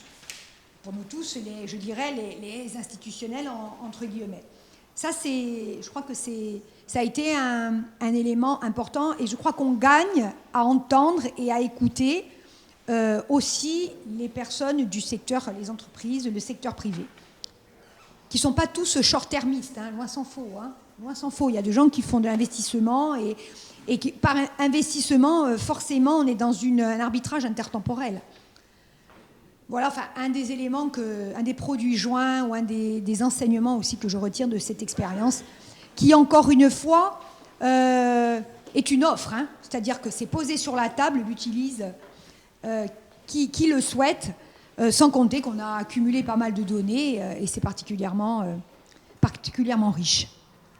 Sébastien Simone. Merci. Donc Campus Plec, vas-y, présente-toi, je t'en prie. Bonjour, Sébastien Simone, je suis entrepreneur dans le domaine du numérique. Je voulais dire que quand Madame Maupertuis nous avait demandé de contribuer, je me rappelle, enfin, j'essaie de lui faire une contribution, mais que j'avais un peu de mal à exprimer de manière synthétique, hein, parce que c'est toujours comme quand on baigne dans un secteur, enfin, on a un peu le syndrome de l'expert, mais il y a une chose qui m'avait frappé quand même entre la différence qu'on avait entre l'Europe et les États-Unis, et je pense que notamment pour ce qui concerne, je dirais, les planifications, on peut pas se dire qu'il n'y a pas en fait, avant de planifier, on n'a pas une conviction, en fait. Et moi, ce qui me frappait comme différence ces dernières années entre l'Europe et les États-Unis, c'est que typiquement un concept comme la singularité technologique, qui était un concept qui, en fait, en quelques mots, il y a plusieurs auteurs qui, en analysant l'évolution des lois qui portaient en fait l'évolution technologique, se sont rendus compte que c'était des lois exponentielles. Et donc, alors c'est la loi de Moore sur la puissance des microprocesseurs, mais pas seulement. Et en se disant, au final, qu'est-ce qui se passe sur une courbe exponentielle? Dans une première partie, elle est relativement linéaire. Puis on s'approche d'un point qui s'appelle l'asymptote, et là, à ce moment-là, c'est complètement vertical et c'est impossible à prédire. Et par exemple, moi, je pourrais avoir discuté avec plusieurs personnes, notamment dans la Silicon Valley. En fait, ils ne comprenaient pas pourquoi... en fait, ils avaient une confiance dans le projet technologique. Ils disaient, en fait, les panneaux solaires, ils ont 18% de rendement, mais dans quelques années, ils en auront 35%. Et pourquoi l'Europe est si, comment dire, si arc-boutée sur ce changement, cette adaptation au changement climatique, alors qu'en fait, les solutions technologiques arrivent. Donc, moi, j'étais assez convaincu de ça. Souvent, en Europe, on dit vous êtes techno-solutionniste. Je pense que la planification, elle peut pas être complètement indépendante de convictions profondes. Et moi, ce que je vois en lisant la planification chinoise et tout ça, c'est que derrière ça, moi non plus, j'ai aucune envie de vivre dans un régime autoritaire. Et en plus, j'ai une croyance que l'Europe, dans les années 50, elle a fait des choses extraordinaires. Elle s'est relevée. Mais j'ai l'impression qu'on a un espèce de blocage, et un blocage qui est un peu, je dirais, un blocage de pays riches, quoi, en fait, où on voit un peu la fin de la croissance. Et ça c'est, je pense que les plans sont absolument nécessaires, mais je pense qu'il y a aussi des débats de fond qui sont pas tranchés, et qui font qu'on ne peut pas accoucher de ces plans, quoi. Non, je partage Encore une fois, je crois que la planification, ça doit être surtout pas une espèce de cadre sans espace intérieur ou extérieur où on a à essayer, parce que de toute façon ça n'existe pas, de prédire ou en tout cas de réduire les choix, les libertés, les innovations des 5, 10, 15 prochaines années. D'ailleurs, même les Chinois, dans un régime peu particulier de capitalisme d'État, c'est pas ce qu'ils font. Bon, alors il y a parfois quelques choix, c'est-à-dire qu'il y a une sorte d'embranchement, de bifurcation à prendre. Ils ont fait le choix de la voiture électrique, et nous laissons derrière. Et aujourd'hui, c'est 50% des véhicules électriques produits dans le monde qui sont chinois. Bon, alors je ne rentre pas dans nos propres débats pour savoir s'il faut rattraper, faire autre chose, etc. Enfin, il ne faut pas non plus que maintenant on se dise notre destin c'est d'avoir les meilleurs véhicules thermiques du monde en 2040 quand personne n'en utilisera. Bon. Donc parfois ils ont quand même raison de faire quelques orientations. Mais je prends un seul exemple sous votre contrôle, parce que moi je ne suis pas un expert des hautes technologies, mais on fait un travail en ce moment sur mon autre obsession après la démographie, c'est le véhicule autonome. Bon, alors, ça paraît anecdotique ou de la science-fiction. Bon, déjà, c'est pas de la science-fiction, c'en est plus, parce que je crois qu'aujourd'hui, en tout cas début d'année, rien que dans les 10 villes américaines, en gros, qui ont des taxis, robotaxis, comme on dit, véhicules autonomes, c'est 1 million de trajets par semaine. Bon. On ne sait pas quels sont les chiffres en Chine, mais on sait qu'ils ont des véhicules autonomes et que ça roule. La technologie, elle existe. On pourrait le mettre dans les rues d'Ajaccio ou de Paris. Ça existe. Bon, la technologie, elle est mature, y compris en termes de sécurité routière. Ça ne veut pas dire qu'il y a zéro problème, mais elle est mature. Bon, bah, qu'est-ce qu'on fait? Est-ce qu'on se dit, ils sont forts ces Américains, ces Chinois quand même. Nous, on verra. Peut-être qu'un jour, on aura des véhicules autonomes. Déjà, on essaye d'avoir de l'électrique, c'est pas gagné. Alors, bon, je ne crois pas que ce soit la bonne décision. Est-ce qu'on dit, ce que je crois, c'est un peu la logique de test, qui n'est pas pour moi incompatible avec la planification. Essayons, peut-être demandons, et ça peut être le rôle de l'État, avec peut-être un soutien technique ou financier, proposons à 10 collectivités en France un test, financé ou cofinancé. Alors c'est plus facile sans doute dans une grande ville que dans un petit village, mais on peut imaginer, j'en sais rien moi, qu'à Bordeaux, si les autorités locales le souhaitent, il y a des sites d'expérimentation, mais en ville, donc on le voit. Quand on voit les choses, après, on se pose les questions. Après, on régule. Après, on définit les règles d'assurance. Après, on investit. On donne de l'envie et l'idée à des entrepreneurs, ou l'enthousiasme des entrepreneurs de se lancer. Parce qu'aujourd'hui, il y a 0 opérateur du véhicule autonome, 0 start-up ou grand groupe européen, français ou autre d'ailleurs, européen. Il n'y a que des Américains et des Chinois. Bon. Et cette année, il y a des entreprises américaines qui vont tester en Europe, dans quelques villes, ces véhicules autonomes en conditions réelles. C'est Londres et c'est Munich. Et je crois Luxembourg. Bon, en tout cas, manifestement, ce n'est pas en France. Honnêtement, c'est un problème de rapport à l'innovation. Et donc, moi, en tant que planificateur, si je puis dire, je dis justement sur un secteur où il y a beaucoup d'incertitudes, où il y a beaucoup d'innovation, le rôle de l'État, et je crois que ça relève de la stratégie de la planification, c'est de dire, lançons des expériences, des expérimentations, et puis on affinera le cadre. Comme ça, on ne ferme pas les choix, on ne ferme pas les investissements, on ne ferme pas les innovations. Donc je crois que c'est compatible. Et puis dans des domaines où il y a besoin d'intelligence collective, pas que publique, pour réfléchir à l'avenir, on a parlé ensemble de l'agriculture, je pense que c'est un très bon exemple. On sait qu'il y a des cultures que dans certaines régions du pays, on ne pourra plus faire. Bon, dans l'actualité, on le voit souvent, le département de l'Aude, qui a des crises viticoles à répétition. Globalement, on sait que dans une vingtaine d'années, ce sera quasiment impossible de faire du vin dans l'Aude. Bon, je sais que la problématique de la viticulture et du changement climatique, on l'a ici. Bon, en revanche, on peut faire autre chose. Et la viticulture en question, on peut la faire un peu plus au nord. Bon. Donc il y a des solutions, c'est pas blanc ou noir. En revanche, il faut quand même réfléchir avec les agronomes qui sont les scientifiques, avec les exploitants qui sont les chefs d'entreprise et aussi les innovateurs de terrain, si je puis dire, avec les chambres, avec les collectivités publiques, avec des opérateurs comme le Crédit Agricole qui peuvent financer la transition. Donc c'est pas une sorte de cote mal taillée qu'on applique brutalement depuis Paris ou Bruxelles à tous les territoires d'Europe. Je ne crois pas du tout à ça. En revanche, on peut, pour moi, pour le dire autrement, la planification n'est certainement pas l'ennemi ni du choix, ni de l'innovation. Et encore une fois, avec toutes les réserves et les limites qu'on a dites, c'est partagé sur démocratie et la liberté, qui sont quand même pas rien, les Chinois nous montrent qu'ils savent faire fonctionner ensemble, en tout cas, innovation et temps long. Et même les Américains, ce n'est pas un régime libéral complet au sens économique. Monsieur Musk, sans la commande publique, il a eu des innovations. Je ne parle pas de ses réseaux sociaux. Il a eu des innovations de génie, soyons lucides. Bon, mais enfin, il a été accompagné, soutenu, stratégiquement, de manière planifiée, par la puissance publique. S'il n'y a pas la NASA qui achète les fusées et qui lui garantit qu'il commande des fusées, des lanceurs, il n'y en a pas. Ce n'est pas la NASA qui a innové, ce n'est pas l'État qui a innové sur ce coup-là, c'est lui, avec encore une fois beaucoup de talent, il faut le reconnaître. Mais il y a bien eu des gens, en l'occurrence des autorités publiques, qui ont dit il faut y croire, il faut prendre le risque, parce que je crois que la décision publique C'est pas le privé, c'est le risque, le public, c'est le plan. Bon, le public doit prendre des risques aussi, ou soutenir le risque. Et puis si ça marche, eh ben, ça sera un avantage, se sont dit les Américains, pour notre pays. Voilà, donc je pense qu'on peut articuler les choses.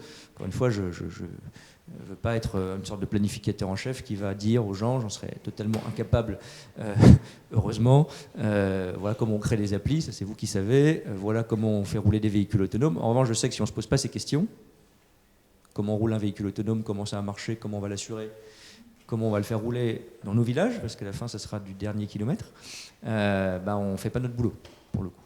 Et d'où les scénarios et cette réduction d'incertitude. Oui. Benjamin, agent d'urbanisme et de l'énergie.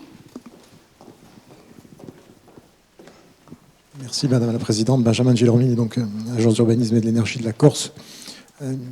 Deux questions pour le haut commissaire. Je profite parce que j'interviens un peu tard et que je suis très bavard pour en poser deux.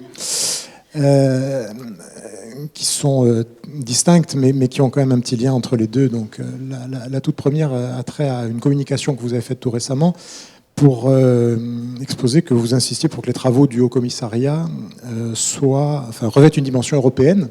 Et vous avez évoqué l'ouverture d'une petite antenne à Bruxelles.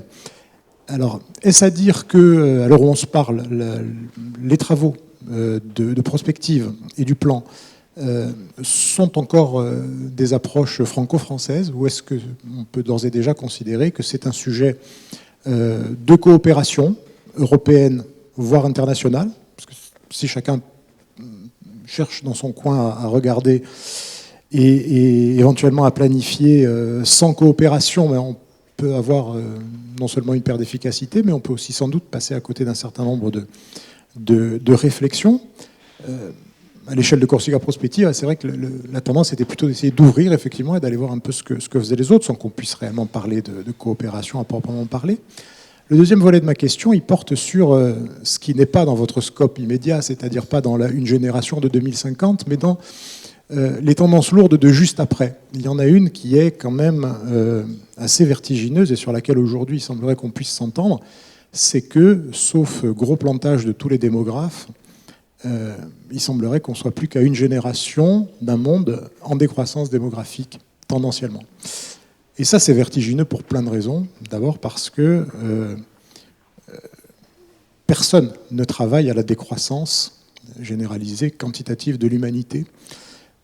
Donc aujourd'hui, on a un biais cognitif, de perception, etc. On travaille sur autre chose, on est formé pour autre chose. Mais ça, c'est pas le plus important, parce que ça, c'est très secondaire. Ce à quoi on est habitué, les habitudes sont faites pour être cassées et modifiées. C'est sans doute plus vertigineux, parce que depuis, sans doute au moins la fin de la dernière glaciation, nulle part, tendanciellement, on a eu de réduction de la présence et de la densité humaine. Même dans le Sahara, qui était vert et qui est devenu un désert, il y a beaucoup plus d'hommes aujourd'hui qu'il n'y en avait pendant la dernière glaciation, quand le Sahara était vert. L'Homo sapiens, il densifie et il augmente la pression partout depuis des dizaines de milliers d'années. Et on va vers un monde où la densité humaine serait amenée à décroître. Sauf révolution de la longévité, mais on n'y est pas encore aujourd'hui. Cette tendance, c'est l'éléphant dans la pièce des anglo-saxons. Hein. C'est un monde auquel on a beaucoup de mal mentalement, psychologiquement, mais aussi institutionnellement, administrativement, à l'anticiper. On a caressé cette question pendant les travaux de Corsica Prospettiva. On s'est dit, si le monde décroît quantitativement, que devient l'Occident, que devient la Méditerranée, que devient l'Europe, etc. Oui, mais on est peu de choses par rapport à cette tendance globale. Des prospectivistes et des institutions telles que la vôtre s'y préparent-elles ou essayent-elles de commencer à y réfléchir, ou nous laissent-elles uniquement la science-fiction comme repère, parce que les auteurs de science-fiction y croient. J'aimerais vraiment avoir votre point de vue sur ce sujet qui n'est pas un sujet de long terme, mais de très long terme, mais pourtant, ceux qui naissent aujourd'hui devraient connaître ce monde en décroissance démographique que personne avant nous n'a connu, malgré des grands accidents, des pandémies, des pestes noires qui ont eu des effets sur un siècle ou deux. Et surtout, je voudrais attirer votre attention sur le fait que tous les instruments dont on dispose, toutes les institutions, toutes les organisations humaines ont été conçus et mis au point dans une période très récente. Il y a 4-5 siècles, la majorité de l'humanité vivait en dehors des structures étatiques. Et comment on fait avec des structures aussi neuves, avec un monde qui vit dans une modernité tellement récente, pour apprécier ou pour appréhender quelque chose que personne n'a connu depuis qu'on est capable de regarder le passé et qui est, me semble-t-il, le grand sujet de prospective de long terme. Pardon d'avoir été un peu long, mais vu la qualité de notre intervenant, il fallait poser une question un peu changée. Merci. Alors, j'ai la pression pour ne pas vous décevoir. Je vais du coup commencer par la question la plus facile sur notre approche européenne. Bon, moi je suis l'Européen de service, si je puis dire, donc j'ai pas besoin d'être très convaincu, mais ça va au-delà, je crois. Bon, d'abord, il y a un petit aspect historique, on parlait d'identité, ça compte, dans une institution. Le premier commissaire au plan, c'était Jean Monnet, et en même temps qu'il a été un grand commissaire au plan, il a aussi eu le double talent de construire, avec quelques complices comme Robert Schuman, les premières étapes, poser les premières pierres du projet européen. Donc, quitte le plan en 52, et c'est en 50 puis 51 que l'annonce de la CECA puis la création de la CECA se font. Voilà, donc il y avait un petit clin d'œil, si je puis dire, mais le vrai sujet, c'est que les défis, je vais parler de démographie dans un instant, sont souvent assez partagés, parce qu'on a des modèles, économistes ou les sociologues diraient des préférences collectives entre Européens, évidemment on est très divers, tant mieux, mais enfin qui sont quand même convergentes. Et des défis qui sont très partagés. Bon, on est tous en Europe, je crois qu'il y a 21 pays sur 27, maintenant la France comprise, qui sont en solde naturel négatif. Plus de décès que de naissances, et c'est sans doute pas transitoire mais durable. Et donc l'Allemagne, pour prendre cet exemple, on se compare souvent, c'est un pays qui est en solde naturel négatif depuis 1972. Donc évidemment, c'est pas pareil. Ils ont des débats, par exemple, sur l'immigration économique qui sont très différents des nôtres. Mais ça peut nous aider à penser, éclairer. Je rêve pas du tout Européen convaincu que je sois, qu'on soit une sorte de moyenne de l'Europe. Bon, on regarde ce que font les Danois, ce que font les Espagnols, ce que font les Slovènes, et puis on fait la moyenne dans le shaker, et puis on dit voilà, c'est ça l'Europe, il faut faire comme ça, c'est la norme. Pas du tout. Parfois on est en avance, parfois on est originaux, et tant mieux. Mais on peut quand même regarder ce que font les autres. Demain, on sort une note sur la démographie, et un aspect qui est la dénatalité et les politiques familiales. Bah, effectivement, j'ai demandé à l'équipe, et je ne voulais pas lire autre chose comme rapport, qu'on commence par une comparaison européenne. Que font les Suédois, que font les Hongrois, c'est des modèles très différents. Après, chacun fait des choix, ce qu'on dit le bien commun. On ne réduit pas les choix. Mais c'est quand même utile de regarder si les modèles, par exemple, qui insistent beaucoup sur l'accueil du jeune enfant, je donne un petit teasing de la note, produisent, facilitent, parce qu'il n'y a pas de baguette magique, les projets de deuxième ou troisième enfant. Oui. Les politiques de chèque, si je puis dire, on fait juste une allocation, point barre.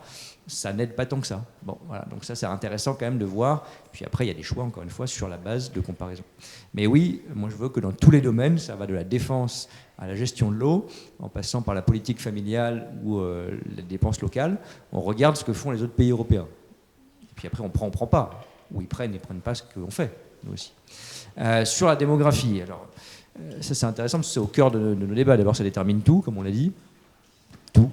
Politique d'éducation, de santé, combien il y aura de médecins à l'avenir, combien il y aura de soignants, etc. Alors je vais être un peu provocateur, je vais être moins affirmatif que vous. On a quand même heureusement des incertitudes. Parce que comme je parle beaucoup de démographie, on me dit mais tu nous fais peur, hein. Tu nous dis qu'on va plus faire le gamin, qu'on va tous vieillir, qu'on ne saura pas financer les retraites, et puis c'est foutu. Bon, je simplifie un petit peu. J'en sais rien s'il n'y aura pas un baby-boom français, européen ou mondial dans 10 ans. D'ailleurs personne n'en sait rien. Le baby-boom dont on parle tant, je rappelle qu'il a commencé en 1943. Bon, ce n'était pas une période où la projection de l'avenir, Ajaccio s'est libéré à peu près à ce moment-là, mais enfin c'est pas quand même un moment où on pouvait se dire l'avenir est radieux. Bon, donc on ne sait pas exactement pourquoi le baby-boom a commencé là, et même avant 1945. Et personne ne l'avait prédit. Et tout le grand débat de l'entre-deux-guerres en France, c'était le débat du déclin démographique. Bon, puis ça, bon. Donc on ne sait pas. Là où il y a deux choses quand même importantes, c'est un, et ça c'est des faits pour le coup, il y a un enclenchement de ce décrochage démographique qui a déjà des conséquences. Je prenais l'exemple des enfants en primaire tout à l'heure, je pourrais prendre l'exemple des actifs sur le marché du travail. Si on considère en gros qu'un actif rentre à 20 ans sur le marché du travail, c'est même plutôt en moyenne plus tard aujourd'hui, bon, bah, ça veut dire que les actifs qui vont rentrer sur le marché du travail en 2046, soit ils sont nés, soit ils ne sont pas nés. On ne va pas les inventer. Peut-être que demain matin, il y aura un baby-boom. Peut-être. Mais en tout cas, il n'y en a pas eu hier. Donc on sait déjà que sur les 20 prochaines années, ou pour ceux qui vont rentrer plus exactement à partir de 2046 sur le marché du travail, même sans doute un peu avant, on a un problème de classe d'âge beaucoup moins nombreuse que celle d'avant. Ça a déjà des conséquences. Nos écoles qui ont fermé ou qui sont moins fréquentées, ça a déjà des conséquences, quand bien même il y aurait demain matin le baby-boom, peu probable. Donc il y a des choses, ça c'est déjà une réalité, le choc démographique. On ne va pas faire comme s'il n'existait pas, il est là. Ensuite, est-ce qu'il va durer, s'amplifier, se réduire, disparaître, s'inverser? J'en sais rien. Mais là où c'est le deuxième élément, je partage ce que vous dites, c'est qu'il faut, effectivement, et c'est vertigineux, penser le scénario du décrochage démographique durable.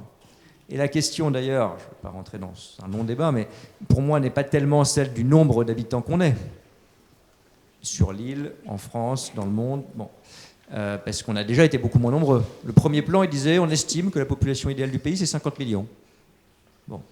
Donc on a déjà été 50 millions et on a été plutôt pas forcément malheureux. Bon.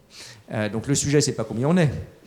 On parlait de pression foncière, on parlait de logement, il y a des avantages aussi à être moins nombreux sur le plan écologique. Il y avait Boris Johnson qui, non content d'avoir inventé le Brexit à ses concitoyens, maintenant explique qu'il n'y a pas de problème démographique, ce qu'il a fait ce week-end dans les journaux britanniques. Bon. Il y a un argument qu'on entend souvent qu'il a écrit, c'est bien pour l'environnement, parce qu'il y a moins de pression sur l'eau, sur le foncier, sur... Bon, voilà. Le sujet n'est pas tellement celui-là, il est, comme vous l'avez très bien décrit, Madame la Présidente, pour le dire un peu brutalement, le ratio jeune-vieux. Le sujet, c'est pas combien on est. C'est pas si on est 360 000 en Corse ou 300 000 ou 400 000. C'est pas savoir si on est 67 ou 69 millions d'habitants dans le pays versus 55. On s'en fout d'être 55, pardon de le dire sèchement.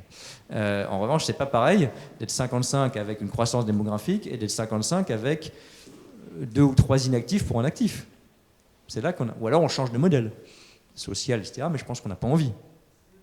Donc c'est ça qu'effectivement, là vous avez raison, c'est que ce scénario n'est pas sûr, mais il est possible, peut-être même probable, et on ne l'a jamais pensé.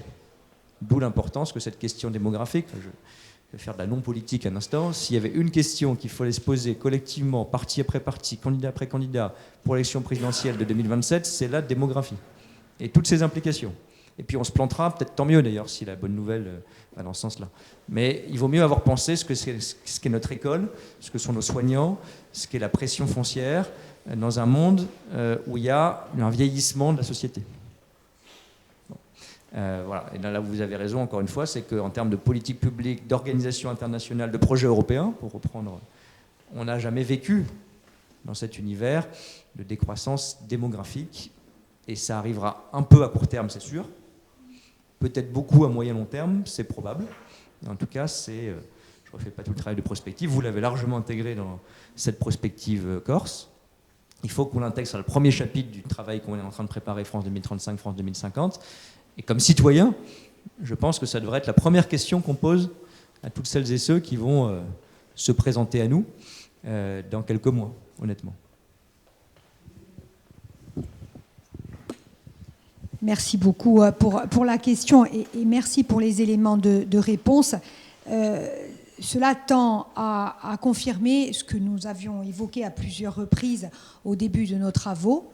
C'est que lorsqu'on fait de la prospective, il faut aussi penser l'impensable. Et c'est d'ailleurs le plan bleu qui nous avait dit ça. Il faut tout penser. Essayer de penser même ce qui peut ne pas arriver, même ce qui peut relever de la science-fiction. Parce qu'il y a des mécanismes, il y a l'incertitude, bien sûr, il y a des tendances lourdes, c'est encore le plus facile, les tendances lourdes. C'est peut-être ce qu'il y a de plus facile. Et puis, il y a des points de rupture qui, par définition, ne sont pas connus à l'avance.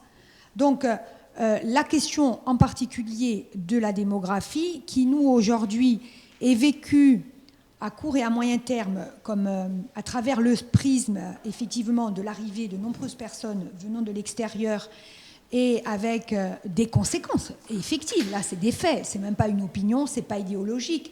Il y a une demande forte, une tension sur le logement, il y a une tension sur les infrastructures, sur un certain nombre de choses, de secteurs d'activité ou de domaines d'activité, eh bien, peut être vu complètement différemment à un horizon de 15, de 20 ou de 25 ans. Bien sûr, je reviens de Sardaigne, ils ne voient pas du tout la question démographique comme nous. Et ils sont quand même pratiquement 1,8 million, 400 000 personnes à Cagliari. Donc avec un vieillissement de la population très très élevé qui a commencé il y a très longtemps Et en plus, avec beaucoup de nonagénaires. Hein. Donc la moyenne d'âge, elle est encore plus élevée que la nôtre. Voilà, on vit vieux en Sardaigne. Donc, toujours garder en tête qu'il faut penser l'impensable, et deux, avoir un positionnement et des angles de vue qui soient différents sur un même sujet. Je crois qu'il n'y a pas que la question du court, du moyen et du long terme, c'est regarder le sujet ou la contrainte de manière différente et considérer que des choses qui peuvent être vues comme, au moment T, comme des contraintes, peuvent s'avérer positives sur un moyen ou un plus long terme. Alors, c'est facile à dire, parce qu'après, on est dans le quotidien, dans la prise de décision, dans les fichiers Excel, dans la programmation, monsieur le préfet, du PTIC, voilà, et avec des programmations, que ce soit dans le domaine de la santé, les uns et les autres ici, nous sommes tous dans des conseils d'administration, dans des organismes, on doit programmer à 4 ans, à 5 ans, des fois même sur des termes beaucoup plus courts. Donc, évidemment, on ne pense pas à ça tous les matins, mais n'empêche que on est bien obligé, me semble-t-il, de se poser à un moment donné, de créer un espace de réflexion dans une collectivité, à partir du moment où on a la responsabilité de conduire de la politique publique, de veiller au bien-être de nos concitoyens, et même plus. Nous avons la responsabilité aussi de produire de la réflexion sur ces sujets-là. Ça me paraît être maintenant un devoir aussi d'ordre politique. Ça me paraît essentiel. Et après, les choix, comme nous le disions tout à l'heure, il y a les faits, il y a la prospective, et puis après, il y a la démocratie et les choix politiques. C'est ce qui fait la différence entre, je pense, un plan à la chinoise, qui est un vrai plan, hein, pour le coup, hein, comme le plan soviétique, hein, comme le Gosplan, avec des vrais plans, avec des choix qui sont faits, avec des finalités, avec une idéologie sous-jacente. On cite la Chine parce que c'est le mastodonte, mais on pourrait citer d'autres pays. Hein. Alors que la conception du plan à la française, je crois qu'elle est dans une logique véritablement de production, de bien-être pour la population dans un espace qui est foncièrement démocratique. Ça reste avant tout un exercice démocratique.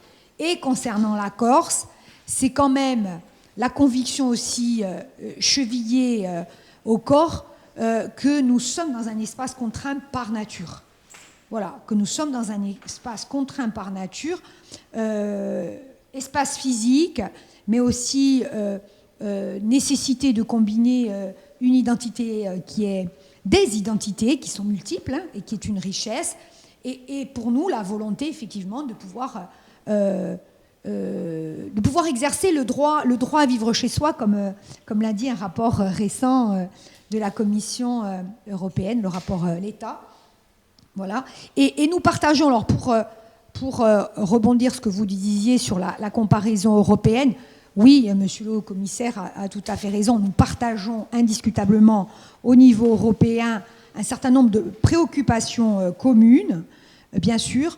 Il n'était pas forcément dans le logiciel des institutions européennes, en tout cas pour ce qui est de la Commission, de faire ce qu'ils appellent le foresight, hein, en fait, hein, et d'avoir cette réflexion de prospective qui est portée par un objectif de sauver le bien commun, quoi, de promouvoir le bien commun et le bien-être. Non, ils ne sont pas forcément dans cet objectif-là, mais c'est en train de changer, parce que la montée des populismes fait que dans plusieurs pays, il y a une attente forte aussi des populations pour que le politique et à l'interface du politique et du technique, parce que la Commission, enfin moi je considère qu'elle fait de la politique aussi, mais certains considéreront que c'est de la technocratie. À l'interface de la technocratie et de la politique, il est nécessaire de donner un sens à l'action publique. Voilà. Et tout simplement un espoir à nos concitoyens. Il ne suffit pas de dire la température augmente plus de 2,7 degrés. Voilà, je veux dire, une fois qu'on a annoncé tous les seuils d'alerte, on a fait peur à tout le monde et on n'a pas avancé, le Schimblick n'a pas avancé. Voilà, pas du tout. C'est au contraire de provoquer une réflexion collective. Et puis je pense, parce qu'on va terminer peut-être sur une note d'espoir, je crois qu'à chaque génération, il y a eu des contraintes, des chocs importants. Oui, cette génération-là, les jeunes qui sont aussi ici dans la salle, pour certains ont vécu le bac Covid, ont passé le bac au moment du Covid. Voilà, on avait l'impression que ça y est, c'était la fin du monde. Et puis finalement, on est sorti du Covid. On est tous plus ou moins, à part quelques irréductibles, mais on est vaccinés. Le Covid, c'est plus grand-chose. Et donc, il faut faire confiance aussi à la capacité humaine à pouvoir innover, se projeter et à créer du futur. Voilà, à créer du futur. Et je crois que c'est ça qui doit nous porter, c'est ça qui nous porte. Parce que si on est branché, je ne citerai pas les chaînes en question, du matin au soir sur certaines chaînes et qu'on regarde les indicateurs, ah ben c'est sûr, rien n'est possible. Hein. Voilà. Donc, moi, j'ai eu des professeurs qui m'ont dit que tout était possible. Voilà. Et nous y sommes. Voilà, tout est possible. Vous êtes arrivés jusqu'à nous. Tout est possible. Merci beaucoup, monsieur le haut-commissaire. Merci.